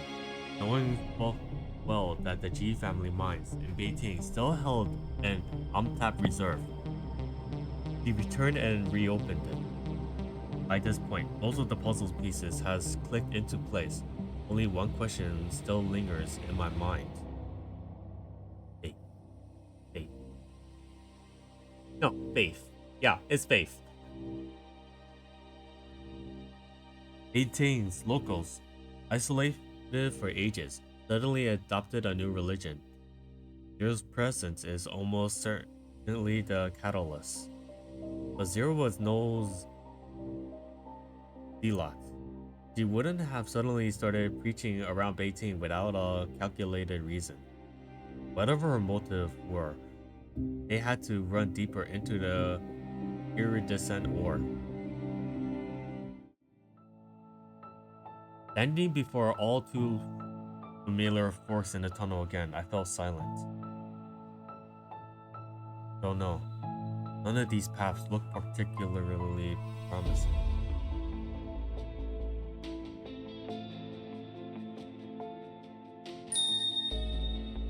With that, Boo fished out 3 old coins from her pocket, presenting them with a flourish. In this day and age, where even paper money has become relic, seeing something like this generally piqued my curiosity. The Q, yeah. Not critique. The Q. Okay. And what exactly are you planning to do with those?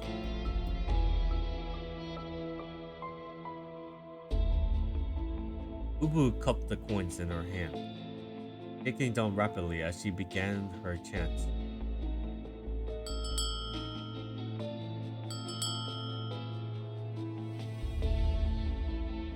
I think this is a missed opportunity here. I think the voice actors should do the voices of this. As her incantation ended, she flung the coins into the air with a flourish. Unfortunately, she has completely forgotten about the handcuffs connecting us. The moment she lunged to catch the coins, the chain yanked her arm. As a result, 3 coins clattered noisily to the ground. One of the coins wobbled and rolled away. Without hesitation, Boo Boo rushed to chase it, tugging me along. Her antics left me both bemused and amused. I gave in, letting her hold me along. And just as I let my guard down, something completely unexpected happened.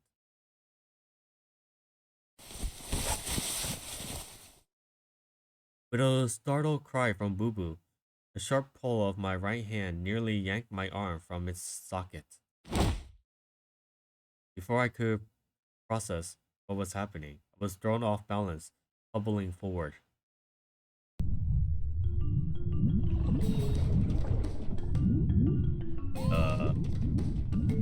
Okay.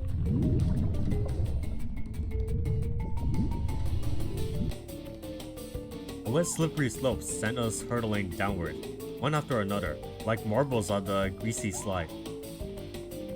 This unfoundly fall was all thanks to Boo Boo misstep and those handcuffs. And I see my hand over here, right? Nice work, Boo Boo. Ah.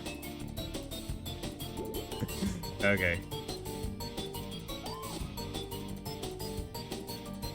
Voice screw thriller after what sounds like her backside colliding with the jutting rocks.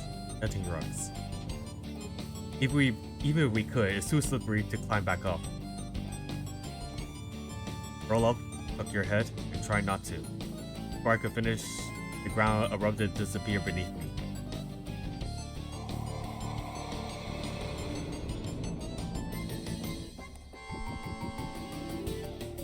Two solid thud echoes a moment later. One from me hitting the ground, the other from Boo Boo landing squarely on top of me. A fall like that would knock out most people, but I got off with nothing worse than a coating of grim and dust. I even managed to haul Boo Boo upright, though she was too busy clutching her head and groaning.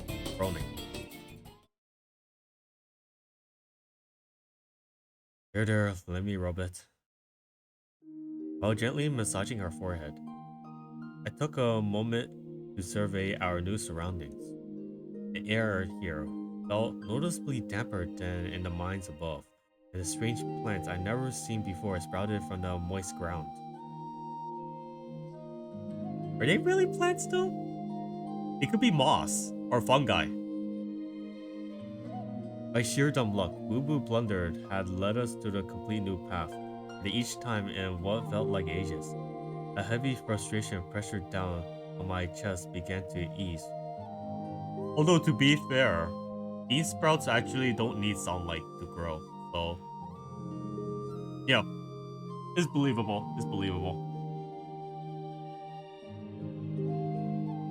Or any other light. Well, I guess this little head of yours isn't just for show after all. It wasn't long before we had to stop again. This time, it wasn't rubble blocking our way. Instead, we were greeted by a winding underground river that stretched far into the distance. The murmur of flowing water mingled with the chirping of insects. The damp air brushing against my skin. The real beauty of this place almost made us forget how tense and exhausting we were moments ago. Heading to the pleasant turn of events, a bamboo raft rested along the riverbank nearby. I only ever seen something like this in the historical films, but judging by Boo Boo's lack of surprise, maybe such rafts were still used in Beijing. At the very least, presence suggests someone has passed through here before. Maybe there really was a way out somewhere ahead. Lost in thought, felt a sudden cool splash on my face. Turning, I caught Boo Boo gazing innocently into the distance, but there was but there was no doubt the droplets came from her.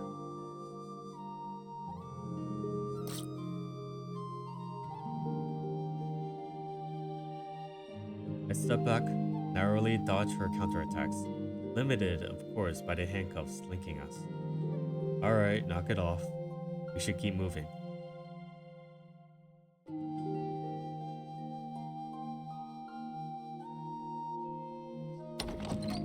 Despite her words, Boo Boo boldly stepped onto the bamboo raft. The raft creaked, as if agreeing.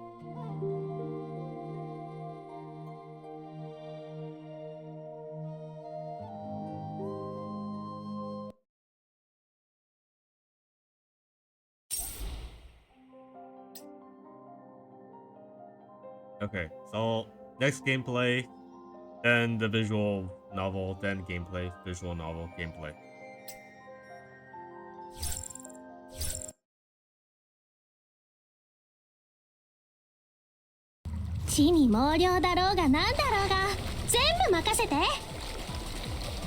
Okay, so I can't really move right now. I can shoot, though.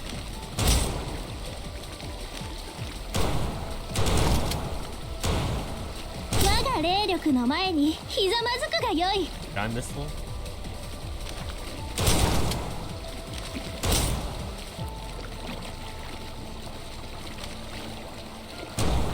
Too far.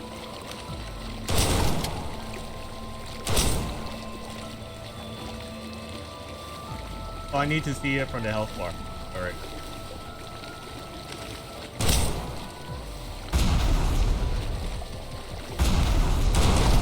Oh, I should have used a barrel, but it's too late for that.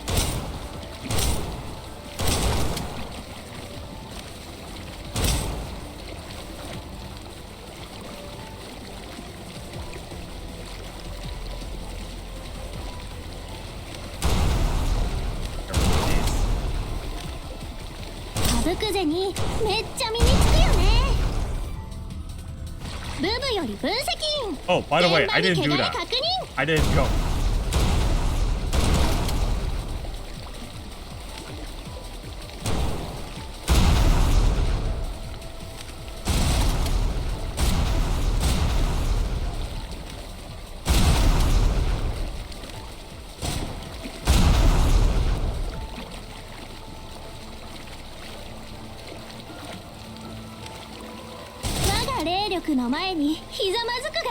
This is fun. In my opinion, this feels very fun. Ow. Oh wait, I didn't get shot.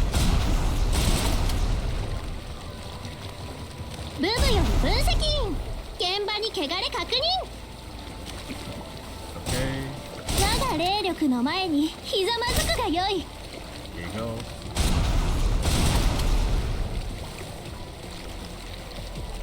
Oh, I can't use my ulti, by the way. I can't use my skills as well. I just need to shoot.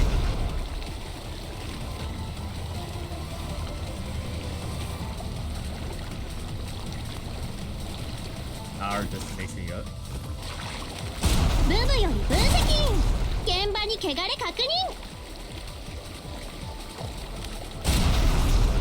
God, I wish I had balance like that. Oh, we're going faster. Alright.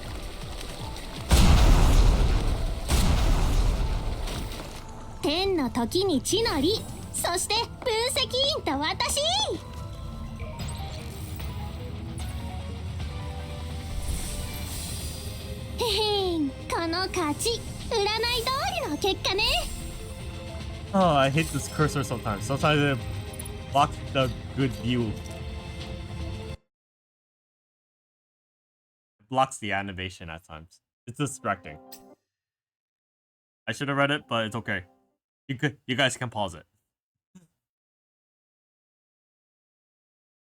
After drifting along the underground river for what felt like ages, the water grew shallow, making it impossible to continue. We stepped off the raft and pressed on by foot. The journey became surprisingly peaceful. Perhaps the creature's bulk kept it from navigating the steep, narrowing passage we tumbled through earlier. For the time being, we seem to have shaken it off. Buoyant by that thought, we stopped at the entrance of another cavern. Instead of danger, we were greeted by a dazzling underground starry sky, quote unquote. A starry sky formed by the glittering veins of iridescent ores in the cavern ceilings.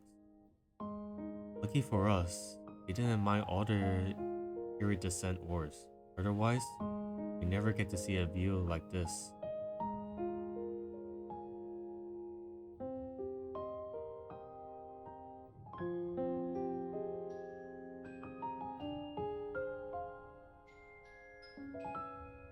Beneath the crystalline starlight, Boo Boo suddenly turned and smiled at me.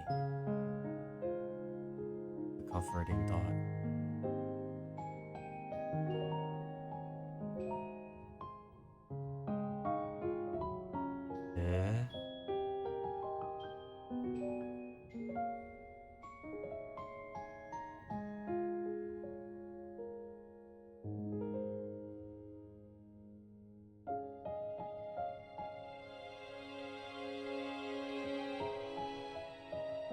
A novel inspired you?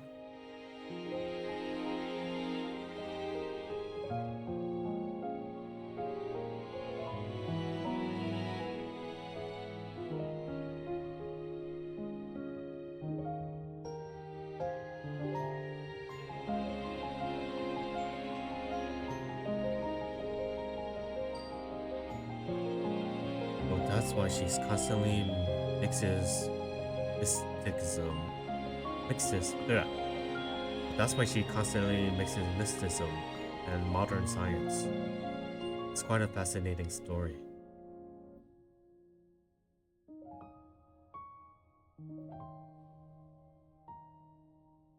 My childhood? Okay. Well, after sharing a few childhood stories with Boo Boo, we continue our own way. We waded through the dried out tributaries of the underground rivers and skirted across this dense cluster of mushrooms blocking our path. As we left the river behind, the air gradually grew dry again. At some point, our steps had unconsciously synchronized in mirrored strides, allowing our handcuffed arms to be swinging in unison. It was hours until we came to a stop again. Boo Boo was in the middle of grumbling about this seamlessly endless maze, and I suddenly froze.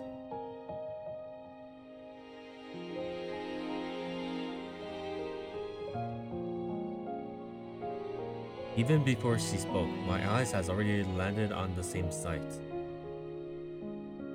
The towering tree looming before us, its sprawling branches impressed by any standard.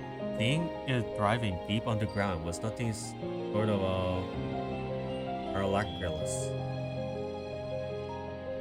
A shaft of sunlight streamed through the crack in the cavern ceiling, as though the heavens has taken pity on the lone tree, granting it just enough sunlight to survive. Unfortunately for us, the crack was far too high to serve as an escape route. Boo Boo and I approached the tree, taking the chance to stretch beneath that rare sunlight. Makes me miss the rooftop sunbathing session back at headquarters. You never been?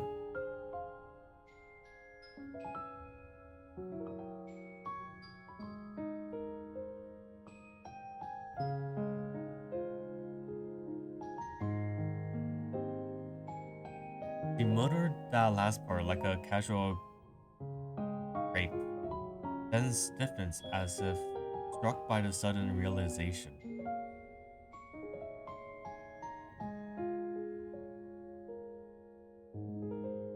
Relax. When we get back, I suggested to Director Beta that we boosted the perks for field agents. Of course. Though by then, you probably have become the Heimdall operative.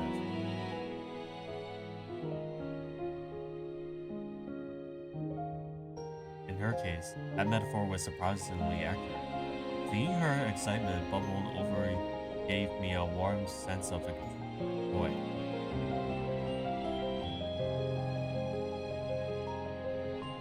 More rumors?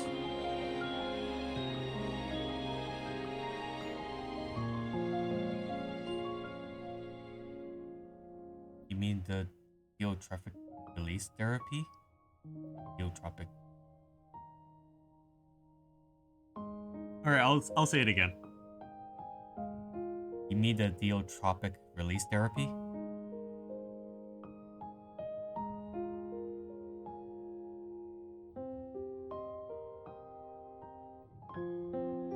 Sure. I'll make sure you get on this. I'll get you. Sure. I'll make sure you get on the schedule. I decided to keep the fact that I'll be the one providing the therapy a secret. It'll be a nice surprise for her later.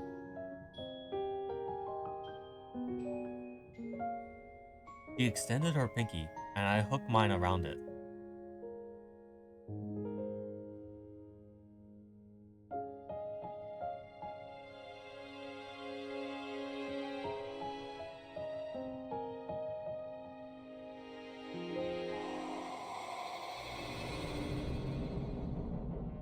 As she was rattled on, I suddenly sensed an all too familiar malice was coming from behind us. I turned sharply tense, but saw nothing unusual, except for a small flickering speck in the distance, hurtling toward us like a dark shooting star. Boo followed my gaze. Why did I?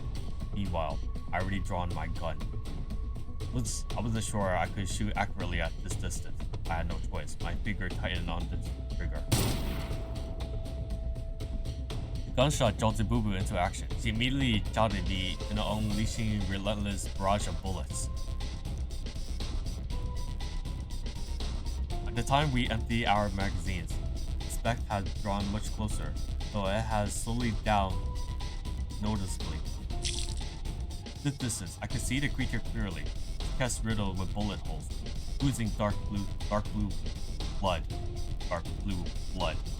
Oh. The ground quaked as it roared through the air. The earth crackled, sending chunks of debris flying. I fought this thing enough times to know its terrifying speed and strength by heart. As it charged straight at us, I yanked Boo Boo back, narrowing, dodging its claws. Using the momentum, I kicked off hard, aiming for a counterattack. However, my foot stuck, but felt like an iron wall. Unfazed, the monster screeched to a halt, with its massive arm around, slamming me and Boo Boo, linked by the handcuff, into the rocky wall with crushing force. Boo Boo, you're right. Thanks to our new manifestation psychology, Boo Boo managed to stay on her feet, though the creature was still a league beyond her current capacity. Yet it wasn't invulnerable. Its thick hide couldn't fully neutralize the damage from our bullets. The wound on its chest tore further open with each exchange. After a few rounds, we assessed each other and reached a stalemate. It hesitated to rush into another haul of bullets, and I couldn't avoid a risky shot that might leave us open to its charge. Neither side dared move, both too aware of the cause of the misstep. We were locked in a standoff, like tense beasts and Matador in a light old bullfight.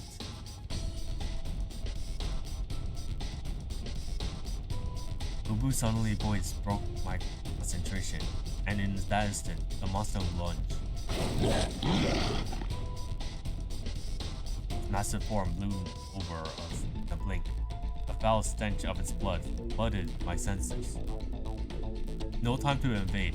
I instinctively placed myself between it and Boo Boo, throwing a desperate punch with all the force I could muster. The impact rattled every bone in my body. It wasn't just the creature's brute strength that made it unstoppable. In Boo Boo's consciousness, my strength was capped by what believed possible for a human. Realizing a head-on fight was pointless, I pivoted, using the momentum to drag Boo Boo into a retreat. The beast's claws slammed into the ground where we stood an instant before, the impact sending us flying before we crashed back down hard. I was fully aware that this fight would play out no differently than before. Bounded by the constraints of this realm, my defenses could hold, but any full counterattacks would be nearly impossible. Boo Boo's attacks could do some damage, but her aim and reflexes weren't enough to tip the scales. The biggest problem was the handcuffs, restricting our movements and leaving our tactics painfully limited. This was on. We faced the same grim fate as before. This went on.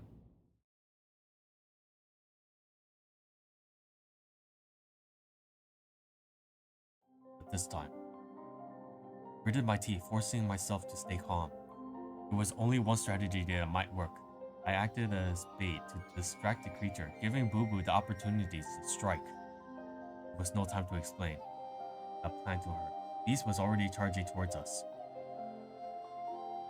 With adrenaline flooding my veins, I barely registered her voice behind me, focusing entirely on the beast's oncoming charge. Summoning every ounce of strength, I prepared to meet the creature's assault, fully aware I couldn't deflect its next blow. Still, I struck, only to realize something has changed. The handcuffs were broken in two.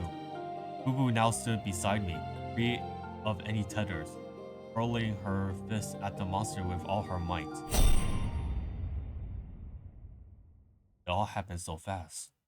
Boo Boo's face twisted in pain, but she held firm, refusing to yield.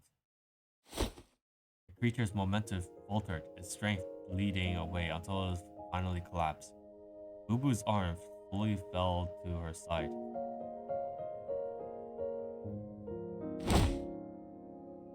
She staggered, a faint smile placing her lips before she collapsed into my arms. In the distance, the creature's hulking form lay sprawled. I couldn't spare its glance to confirm its death. All I saw was a girl in my arms, pale as snow. I leaned in, close, but I could feel her lips quiver, close to catch her faint whispers.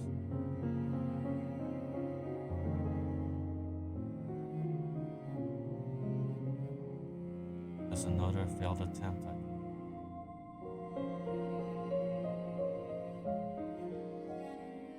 I knew she'd wake up safe and sound if I just reset the connection.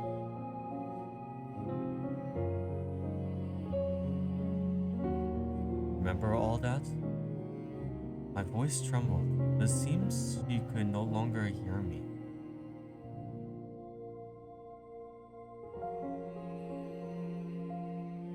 Listen to me, Boo. You're not going to die. I'll save you.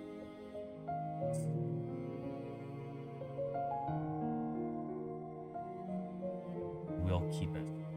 So you have to.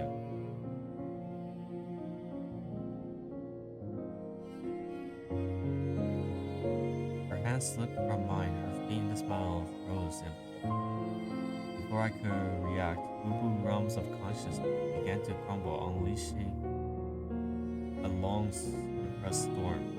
I clung to her desperately, but the storm raged violently, tearing everything apart, including me. Though there was nothing left. Why? Why did she do that? The world returned with a piercing ring in my ears. Piercing ringing. It should make sense. Piercing ringing. The sterling ceiling of the medical bay came into view, blurring and unreal. No, this isn't right. I have to save her. fumble frantically, fixating any electrodes and sensors within reach of my hands. Dead. Desperate to re-enter the realm of consciousness, but my limbs felt impossibly heavy, as though shackled by invisible chains. The shape pain prickled my fingertips, routing me back to reality.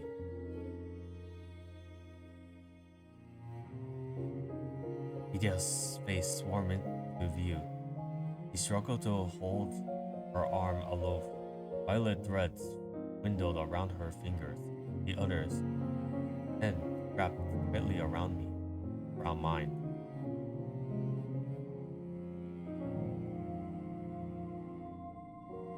It was only then I noticed the other manifestations were there too, pinning down my arms and legs. The buzzing in my head had vanished, replacing by the sounds of their worried voices calling my name. Right. This is reality. I'm with my operatives, the people who matter most to me.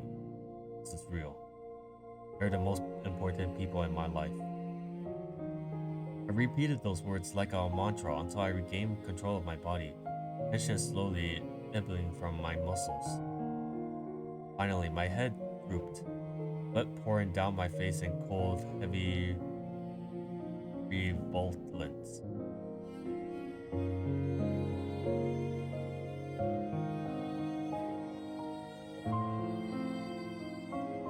The manifestations has gathered around the treatment pod. I understand. I know you all want what's best for me, but I need you to trust me. I have no real confidence in my words, but I knew there'll be enough to sway them.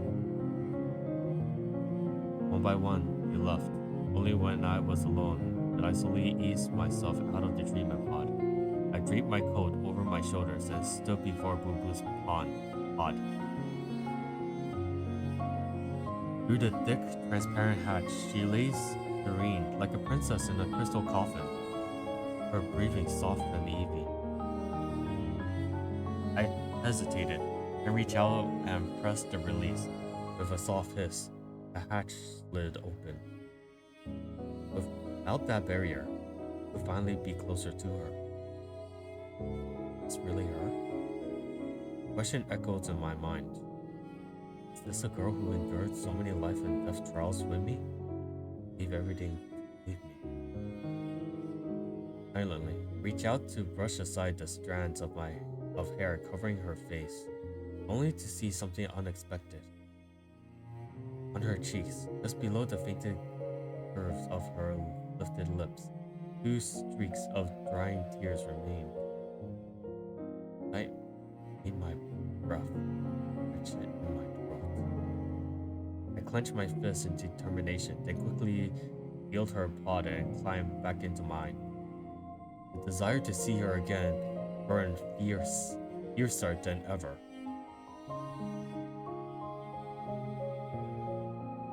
Fire gun, hurry Boo Boo, run. This time, I ran until my legs gave out and exhaustion forced me to stop. Being able to keep the beast away longer than we have more time. Any longer so we have more time. Then I waited for her to wake up, introducing myself all over again with words I knew by heart, answering her questions, and watched her naively pound the wall to test her newfound manifestation strength. She giggled, bright, full of life, blissfully ignorant of everything that lay ahead. When she finally trusted me again, I asked the question I had been holding back for so long. Boo Boo, if you had to choose, would you prefer a limited life where you might face countless deaths searching for a way to survive, knowing the last one might be permanent? Or eternal struck in limbo, neither alive nor dead, no way out?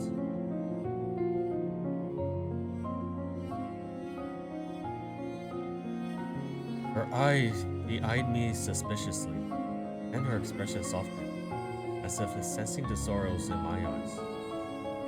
But if I had to choose, I'd go with the first one, obviously. Wait, that was Boo Boo! Fuck! Why am I talking in boo-boos? No. Fuck.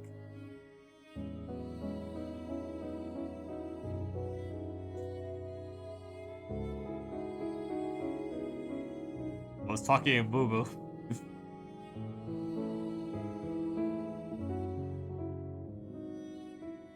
Give me a moment. Give me a moment. I feel very stupid. What if someone knew your situation, but still choose to go through those steps with you, and repeating that ordeal again and again, just to help you find a way out?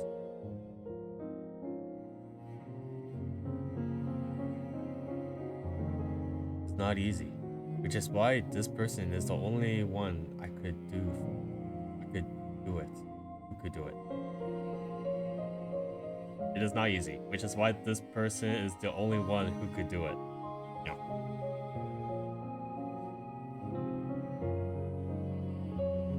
She anticipated my question, her eyes shining with determination.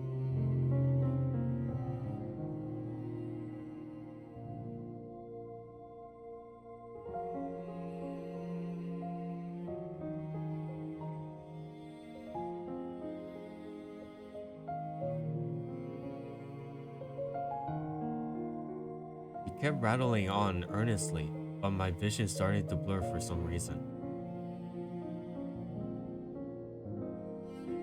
Her finger poked my cheek, snapping me out of my thoughts. I was listening. Hey, give me your hand. I need to take off this amplifier for a second. So puzzled, she held out her hand without a second thought. Gently, I knocked off the cuffs binding us together. She had no idea that removing the cuffs meant I soon returned to the real world.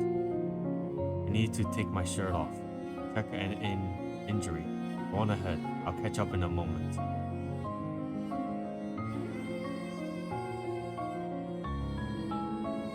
She shot me a teasing grin. With a small wave, I motioned her forward.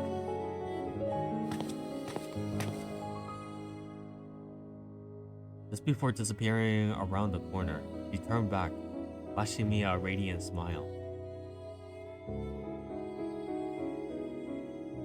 Yeah, hiya. I'm pretty sure now.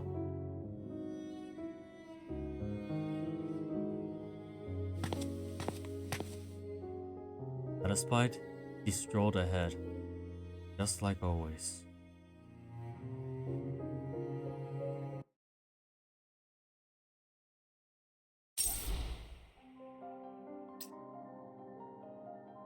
Alright.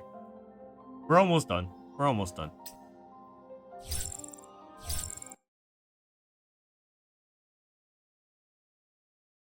地味猛量だろうがなんだろうが全部任せて。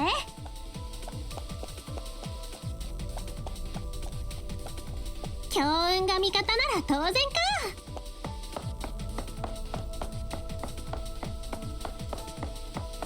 か。Okay, I see it. ここに藁はあり、恩敵どもよ、散れ。我が霊力の前に心は穏やかに、動きは正確に。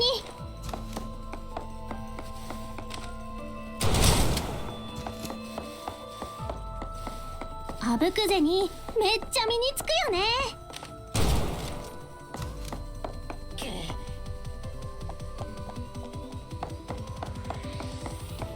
Okay, I don't think I'm missing anything.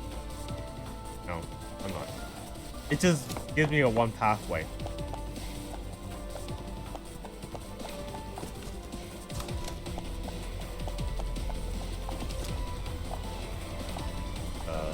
Where are the enemies?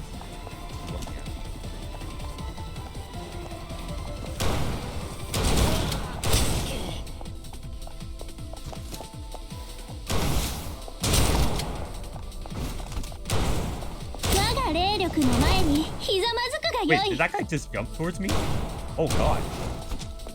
当たるも発見、当たらぬも発見。心は穏やかに、動きは正確に。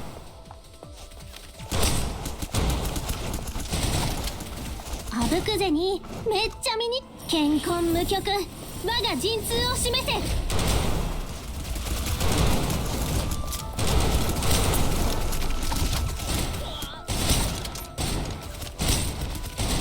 すっぱさましだったらよかったのに。 Oh, I thought he's one of those wonders like those. Like the melee. 我が霊力の前にひざまずくがよい。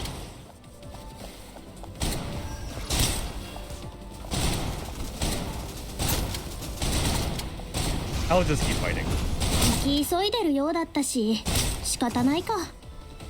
Wouldn't be fun if I retreat like that.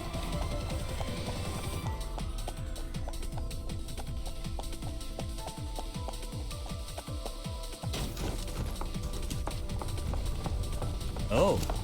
天の時に地の利、そして分析員と私。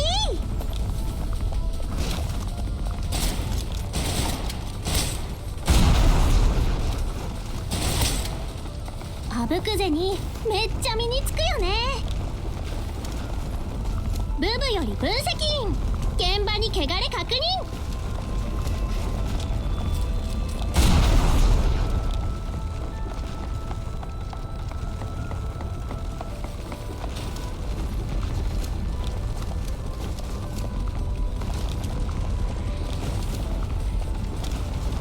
Oh.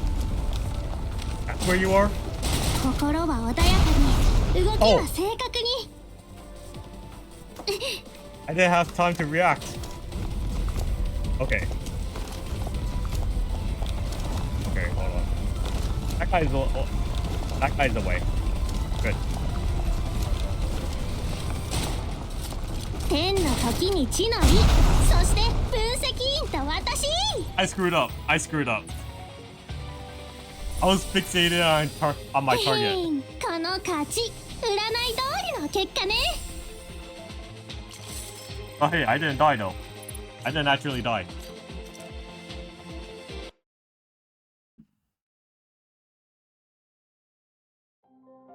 Desperate fight, a long-awaited opportunity.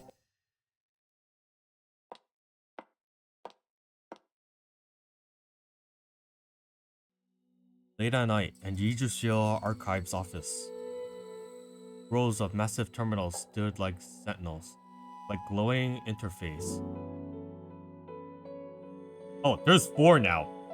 Glowing interface slightly guarding a trove of knowledge and secrets, not just of Yggdrasil, but of the entire world. Every byte of data lay hidden beneath strict access protocol, miraculously tailored to each other's clearance level. Yeah, there's 4 now. Kind of. Since dusk, the innermost room of the archives are remained illuminated. Vidya hovered outside the door, debating whether to knock. Before she could decide, the door was opened from the other side. Vidya. He spoke at the same time, then fell into an awkward silence. Do you want to come in? Step aside to make her way for her. Nodded quickly, slipping into the room with quick, light steps.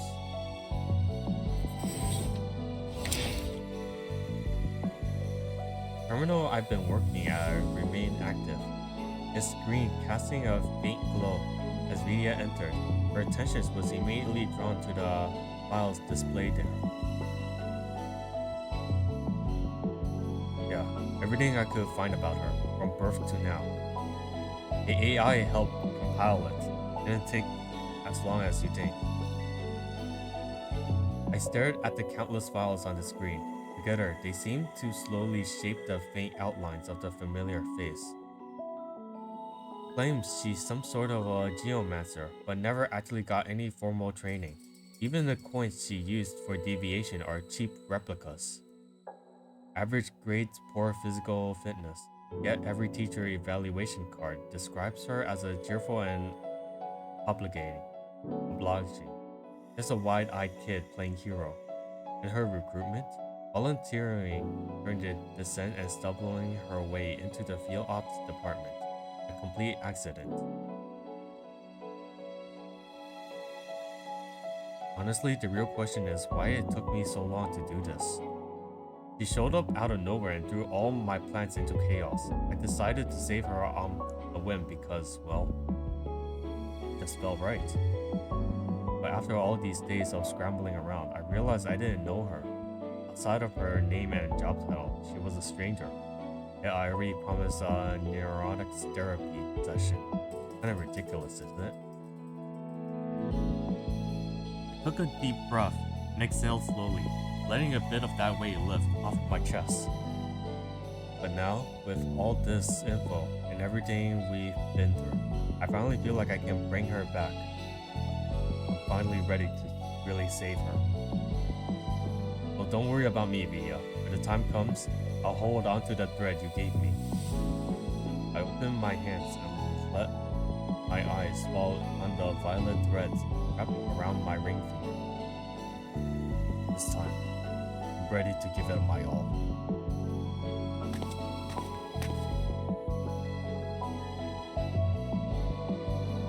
As I settled into the treatment pod, once again, a surprising calm swept over me.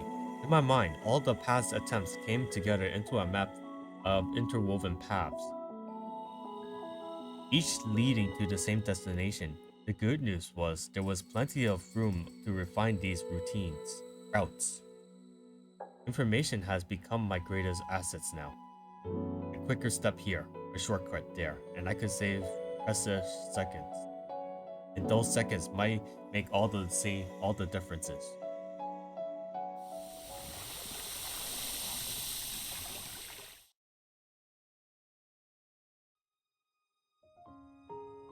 Just as me, boo-boo. We finally meet.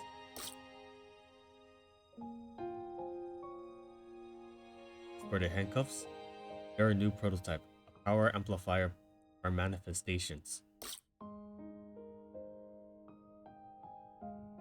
I don't know. None of these paths look particularly promising. It's quite fascinating, right?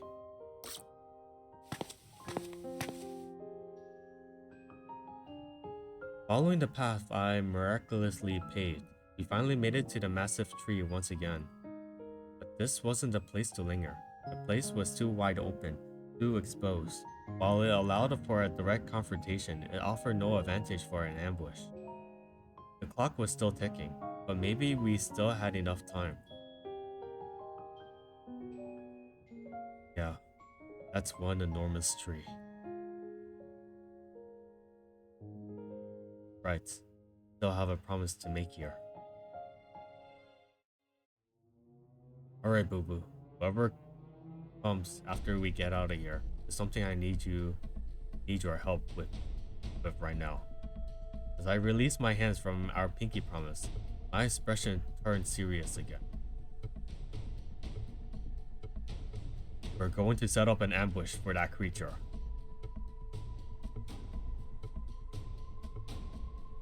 We're flickering of fear across her face. Understandable. That monster was born from her deepest terrors. Even talking about it made her uneasy. That's exactly why an ambush is our best option. I'll create an opening for you. You're in that window. You have to hit it with everything you got. You're the only one who can pull this off. No, you don't believe in yourself right now, but I do. I've been thinking about this plan this whole way here. It'll work.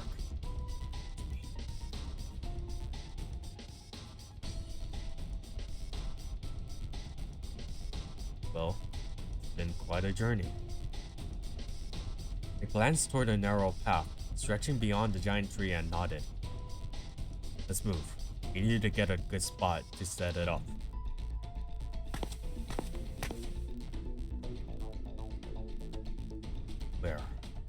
Where was the prey? Fire in the beast's chest roaring hotter and wilder, threatening to consume its whole. The small creature it caught along the way was too weak, crumbling under its claw before they could even think to strike back. It wasn't enough. The fire inside only raged higher. Where was the prey hiding? The scent was there, but this maddening labyrinth of tunnels twisted and turned, keeping the prize out of our reach. Let's just say our reach. Out of reach. Yeah, it could work.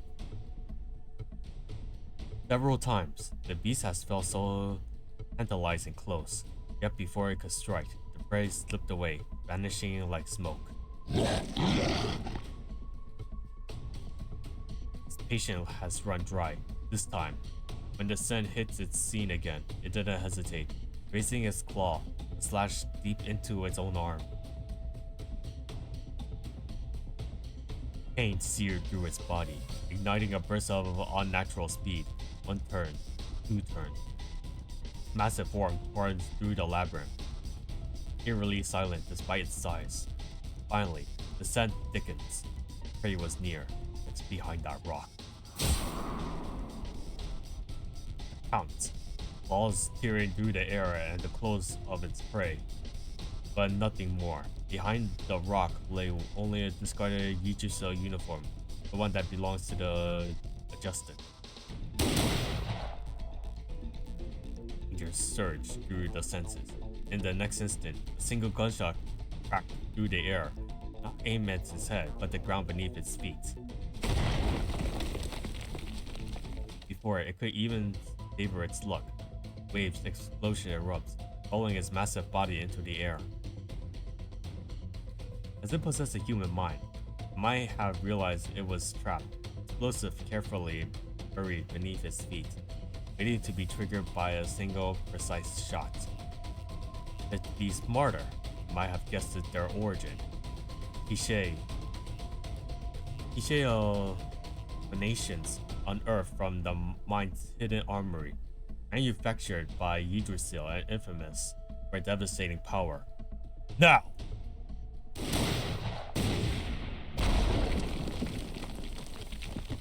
But the command wasn't necessary. As the creature staggered, Boo Boo has already begun unleashing her assault. Bullets torn into the smoke of the explosion, their impact impossible to confirm, but neither of us paused to verify. We just keep firing, reloading, and firing again, until the blast subsides, leaving an eerie silence.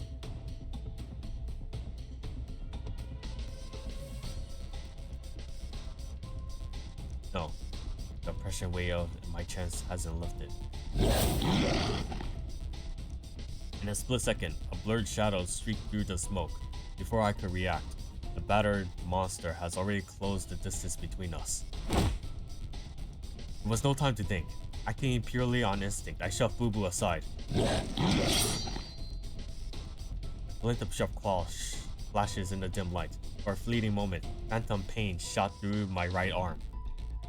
The beast's razor-sharp claws struck exactly where I intended, right between Boo Boo and me.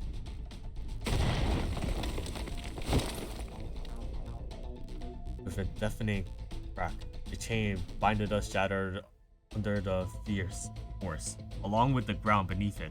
The impact sent both of us tumbling into opposite direction, hitting across the rugged ground like ragged dolls.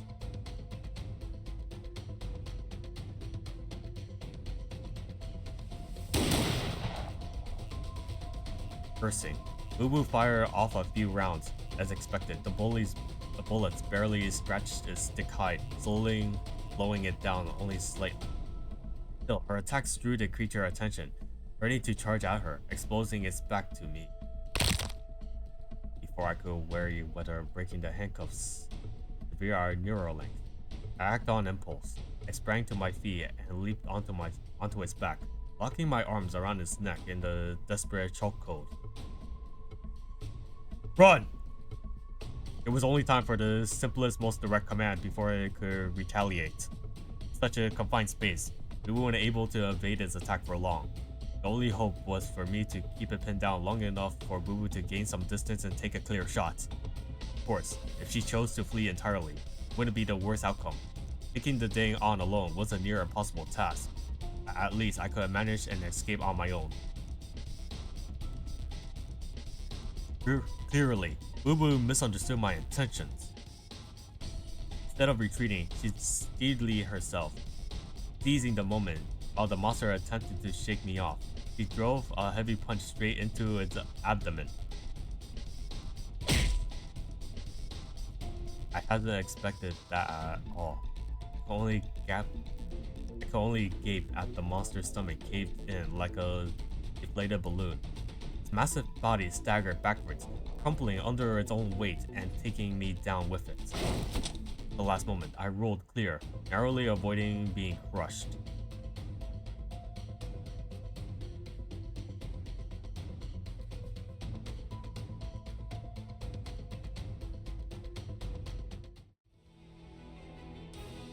But where to? Going back wasn't an option. The route we took was treacherous, riddled with rivers and dead ends. It sure as hell wouldn't lead us back to the surface. Our only choice was to push forward, hoping the upward path would take us somewhere where we could finally gain the upper hand. Punching a monster like that, what were you thinking?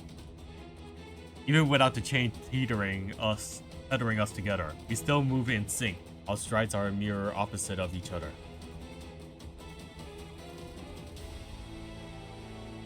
Hoping you would create distance for a better shot, not start boxing in with the beast.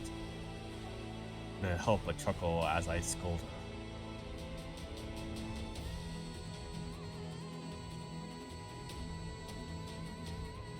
As we ran, the dim tunnel ahead brightened. That's when I noticed Boo Boo clutch her wrist, her hand swollen and bruised. Then at full sprint, he caught my gaze and responded immediately as always.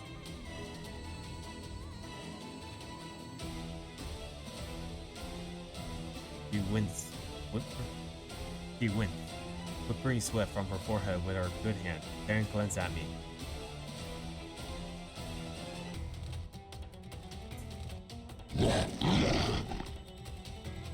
Deafening roar from behind cut me off. Before panic could set in, Boo Boo's excited voice pulled me back. Not far ahead, a piercing beam of light pouring through an opening, illuminating our path.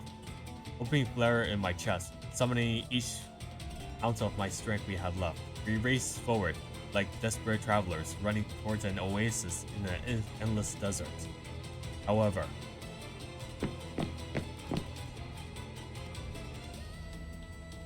what lays behind was merely another cavern, larger than the last.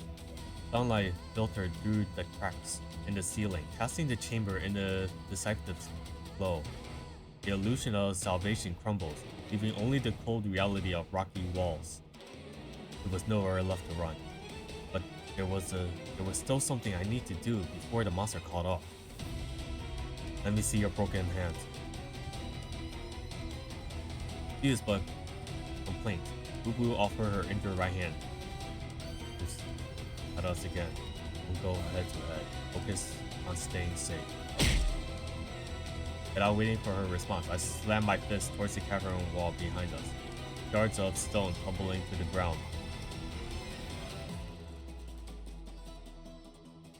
Let's borrow one of your brilliant ideas.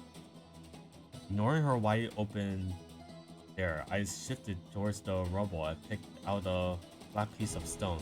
Then I tore a long strip of fabric from my shirt. I'll keep his attention. You cover me. Shoot, move, then shoot again. Keep it guessing. Press the stone shard against her wrist, securing it with a fabric with my makeshift splint. There. As long as you don't move it too much, it should hold. Listen, Boo. I can't beat that thing alone, but together, have a chance. Well, this time, not about me protecting you or you protecting me. We're doing this as a team. I stepped my hand without hesitation, placed hers on mine.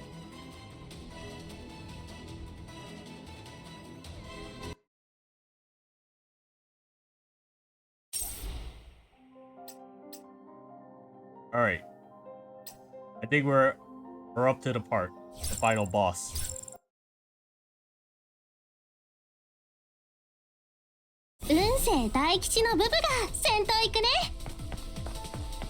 Okay, not yet. not yet.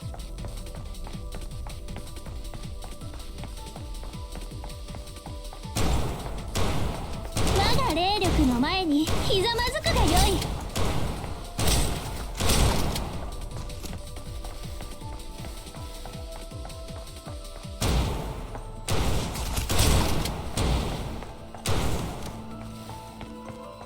ブブより分析員、現場に汚れ確認。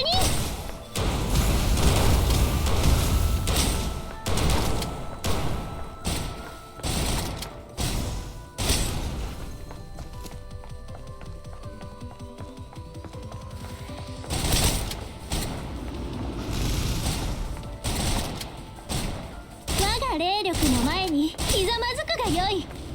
心は穏やかに、動きは正確に。強運が味方なら当然か。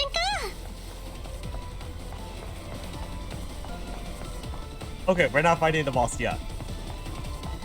The next stages. あぶくぜにめっちゃ身につくよね。健康無極、我が陣痛を示せ。急いでるようだったし仕方ないか。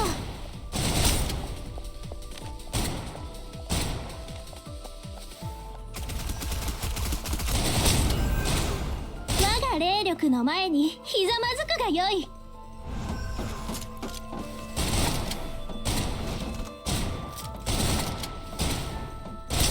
あぶくぜにめっちゃ身につくよね。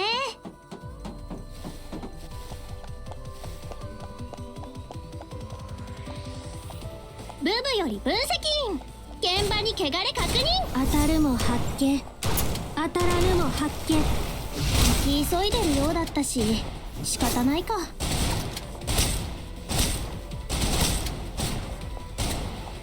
心は穏やかに、動きは正確に。強運が味方なら当然か。 Oh, that feels good. That felt real good. へへん、この勝ち、占い通りの結果ね。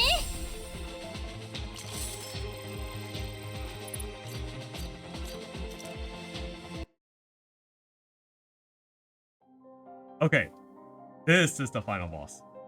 Let's see. Yes, this part. And we get to see cinematics right here.「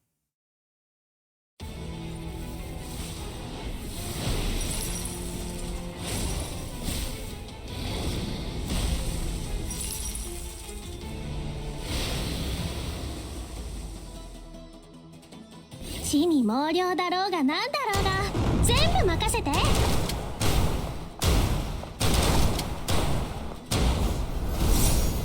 心は穏やかに見せなさい。本番はここからよ。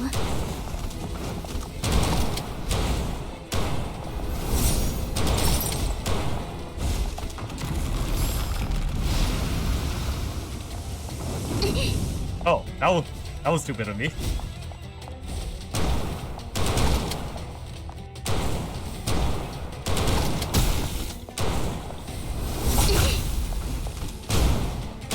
I have a terrible reaction from there.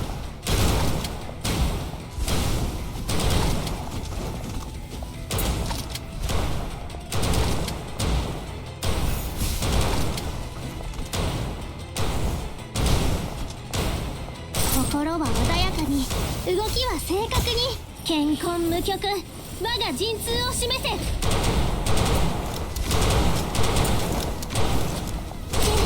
こしゃくなものよ。これで懲りた。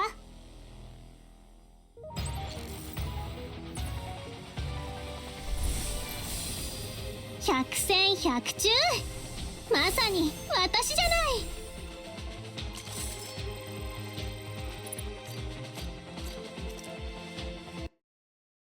Yeah, that felt really good. The only reality, a tomorrow she can't call her own. Yep, this is the last part.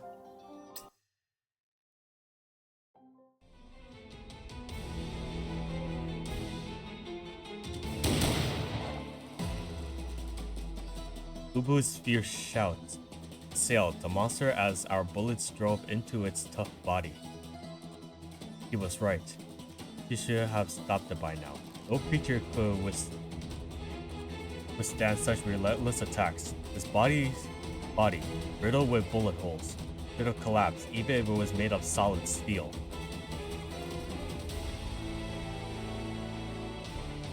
Ubu stood a few steps from me, her breathing ragged, her energy visibly drained.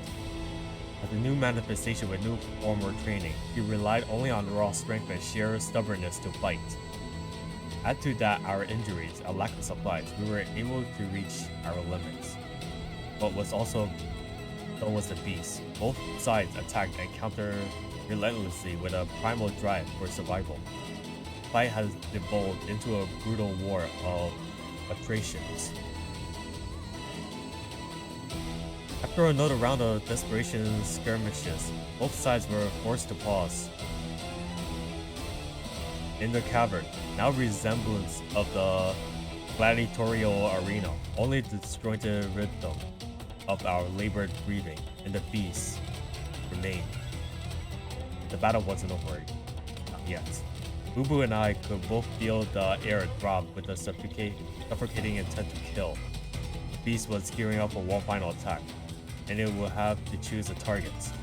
From this distance, if it were to Ubu, we weren't able to stop it in time.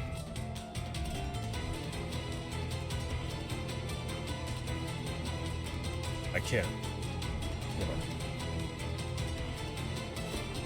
He flashes me a faint smile, the same mold I've seen so many times before, but at the same time, I slowly raise my hand. This was the closest we ever come to victory. No matter what, I wasn't leaving it to chance.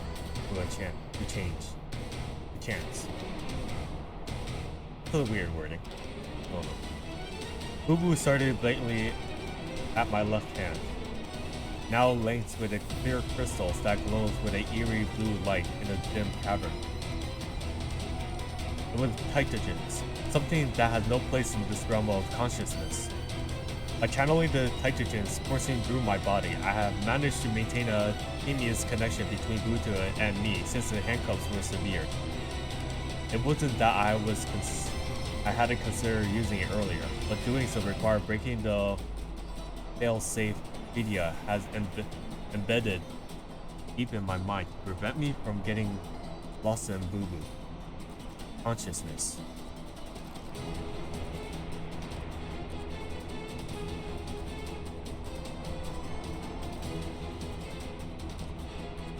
I need you to leave me a tether to reality. Last time, when Bubu had died for me within the consciousness space, a mental anchor media place had allowed her to pull me back into reality. But this time, I had no choice to break the very fail-safe set for myself to shatter the wall between reality and illusion, to veer my only lifeline. If I did this, Yuya and the others would no longer be able to pull me out. Bubu didn't survive. Both of us will be trapped here forever. Yet, I have faith in our odds of victory. This is simply to clash of willpower in the realms of consciousness, and when it came to sheer determination, I had never lost. Besides, I could hear them. They were out there doing everything they could to keep our consciousness stable.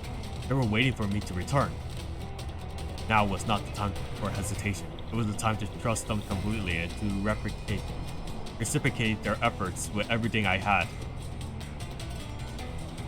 After a while, left an eternity of deliberation, though only a split second has passed in reality.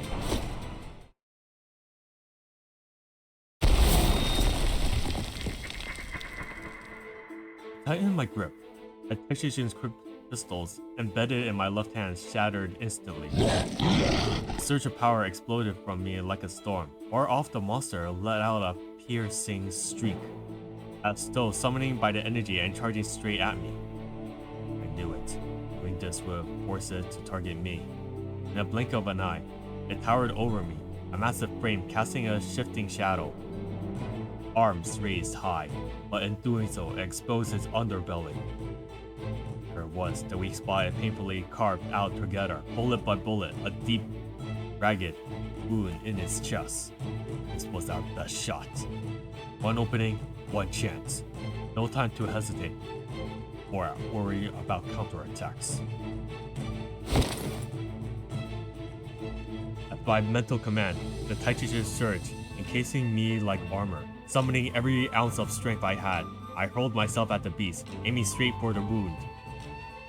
As I crashed into its chest, the beast's massive claw swung down. The outer layer of my Taijutsu's armor shattered under the blow, the blasting teary creature gaping wounds even wider. This is reactive armor. Dumb beast.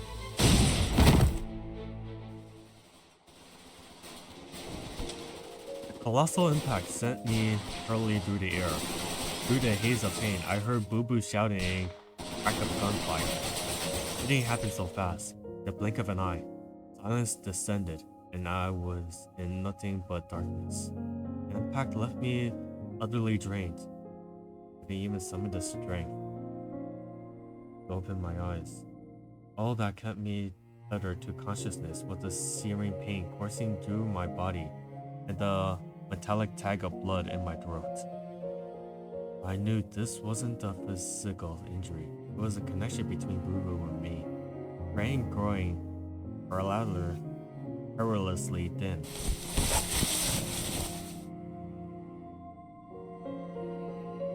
A faint sound, like fabric, rapping against stone, reaching my ears.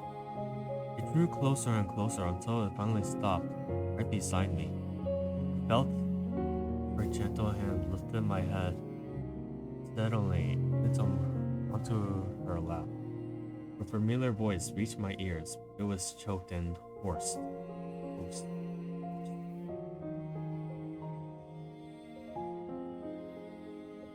Softened fingers brushed against my face, literally whipping away the blood that blurred my vision.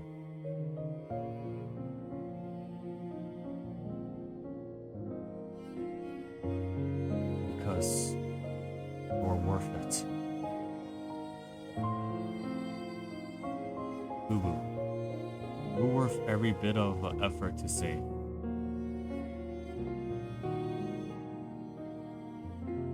After all, for this victory, you and I, we faced death 42 times.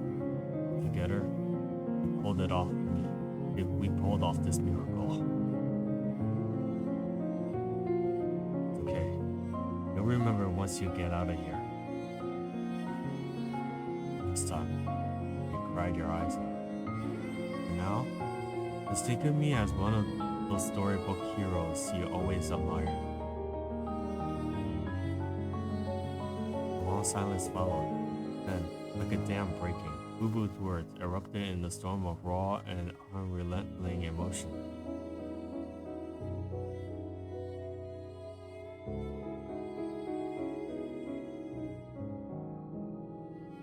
Alright, if you knew all along, then what's with the tears?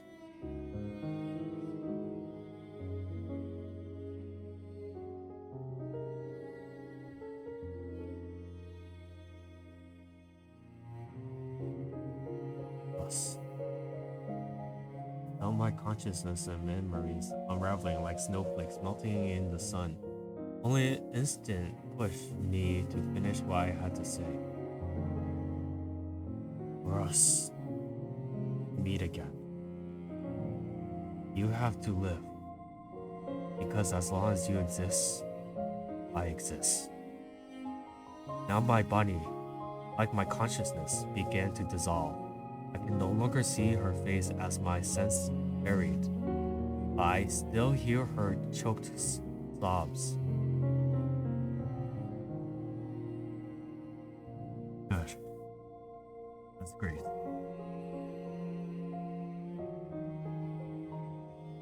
Mustering the last drag of my strength, I managed a faint smile and whispered my final words.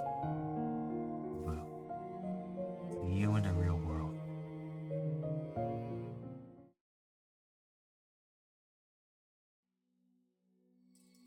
And that concludes my report on the operation.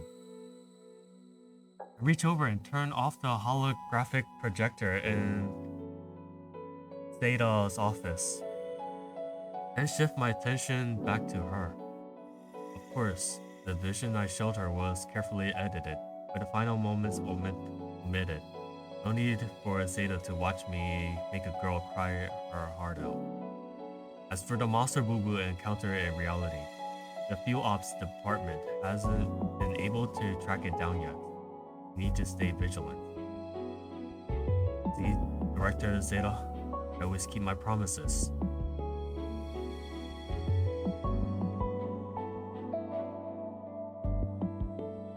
Zeta sighed, pointed a finger at my forehead. I knew what she was referring to. The odd-looking device currently strapped to my head, covering half of my face. It was a medical rig, hastily developed by the medical department. As soon as Boo Boo's consciousness was restored, they wheeled me straight into surgery. It took them an entire day to stabilize my overactive neural pathways. Now I had to wear this contraption for a few days to aid recovery. This is the price I paid for my choice. Honestly, it's a lot less than I expected. Nothing ventured, nothing gained. And hey, I'm doing just fine, aren't I?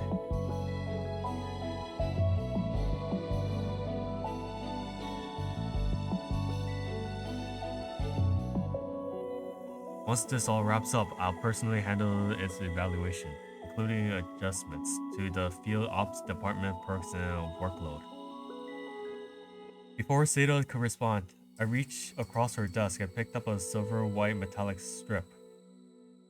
It was a spindle system data log disk, something I grow all too familiar with.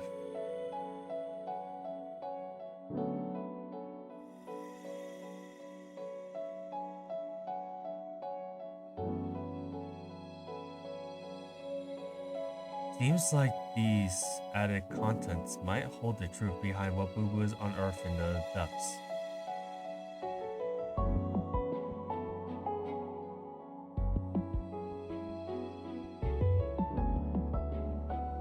If it were solely up to me, I'd use it right away, but knowing them, I doubt they'd let me. I glanced towards the office window with a weary smile. Fair enough. At least 2 manifestations were waiting outside, ready to whisk me away the moment this meeting ended. Having someone to keep you in check actually be a good thing, wouldn't you say? I'm not supposed to be speaking Zeta's voice. Dialogue. Zeta gazed, drift away as she propped her chin on one side and reached for a folder on her desk with the other. Before she could grab it, I snatched the folder away.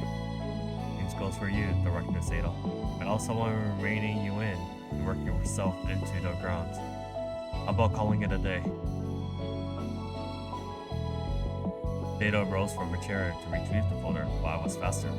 Standing on tiptoes, I stashed it on the highest shelf on her bookcase and darted towards the door. 6 p.m. Our usual spot. Dinner first, you get back to drawing yourself and paperwork. Right on cue, Fanny's voice drifted in from the hallway. I closed the office door behind me as I answered her call. It wasn't until the voice of Uchida and Fanny faded into the distance that Zeta allowed herself to relax, leaning back in her chair. For a fleeting moment, a rare sense of lightness and satisfaction filled her chest. She couldn't even remember the last time she felt this way. She quickly pushed the feelings aside, reaching for another folder on her desk.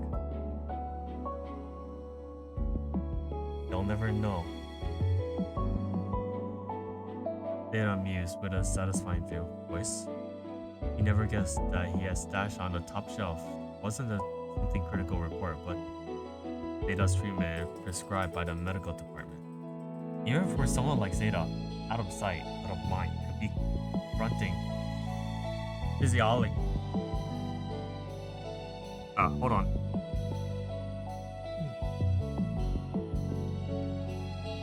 Be confronting philosophically now and then.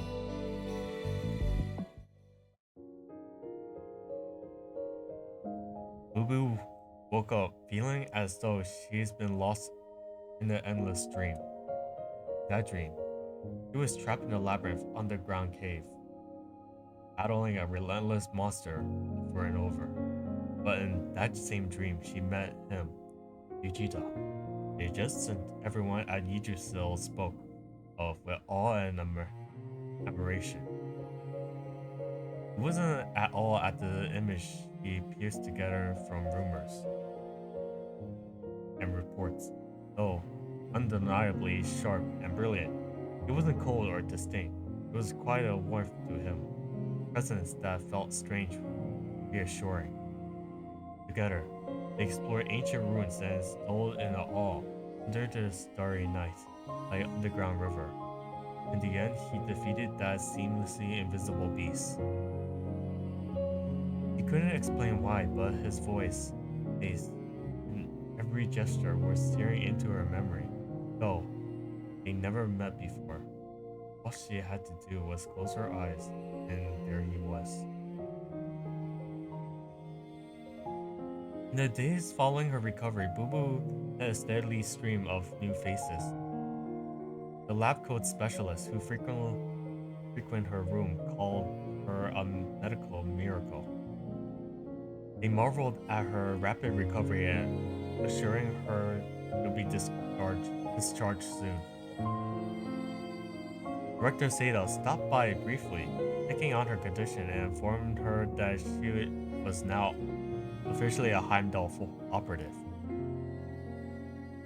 He also met a fiery-haired intelligence officer who handled her thick stack of forms signed while grumbling about bureaucratic inefficiencies. Of all the people she met, Vegeta wasn't among them. She never mentioned him to anyone. She convinced herself it was just an nonsensical dream, a figment of her imagination, enduring a heroic savior in her darkest hour. Tears blurred her vision as she walked down the hall, head bowed low, and completely unaware of the figure turning the corner ahead. So she bumped right into the person. A strong hand reached out to steady her. She looked up and found herself staring into a pair of eyes that froze her in a place. Her heart skipped a beat.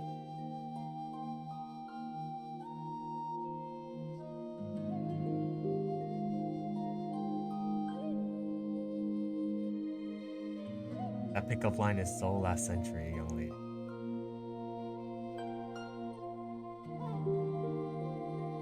Her face flushed with embarrassment and disappointment. Seeing her so flustered, I decided to stop teasing her. But yes, we have. It's been a while, Miss Geomancer. Before I could say more, she threw herself into my arms. The endless loop has finally been broken. Across all those resets, we have forged an unbreakable bond. Now at last, we could feel the warmth of each other's hearts in reality. This time, neither of us will ever let go.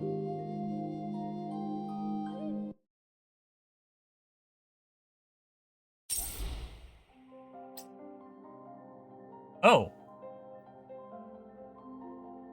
I thought there should be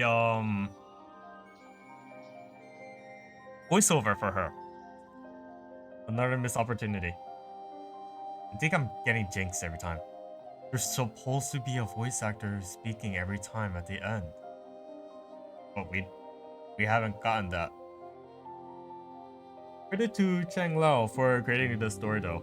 I actually had fun. It was interesting. Oh, right. By the way, I already completed all of this, so yeah.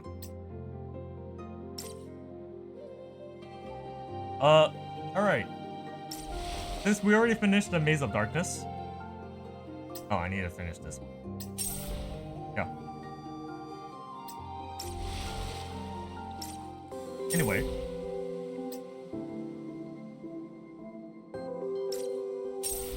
Since we already finished, this is actually pretty long, actually. It's been really, really long. Alright guys.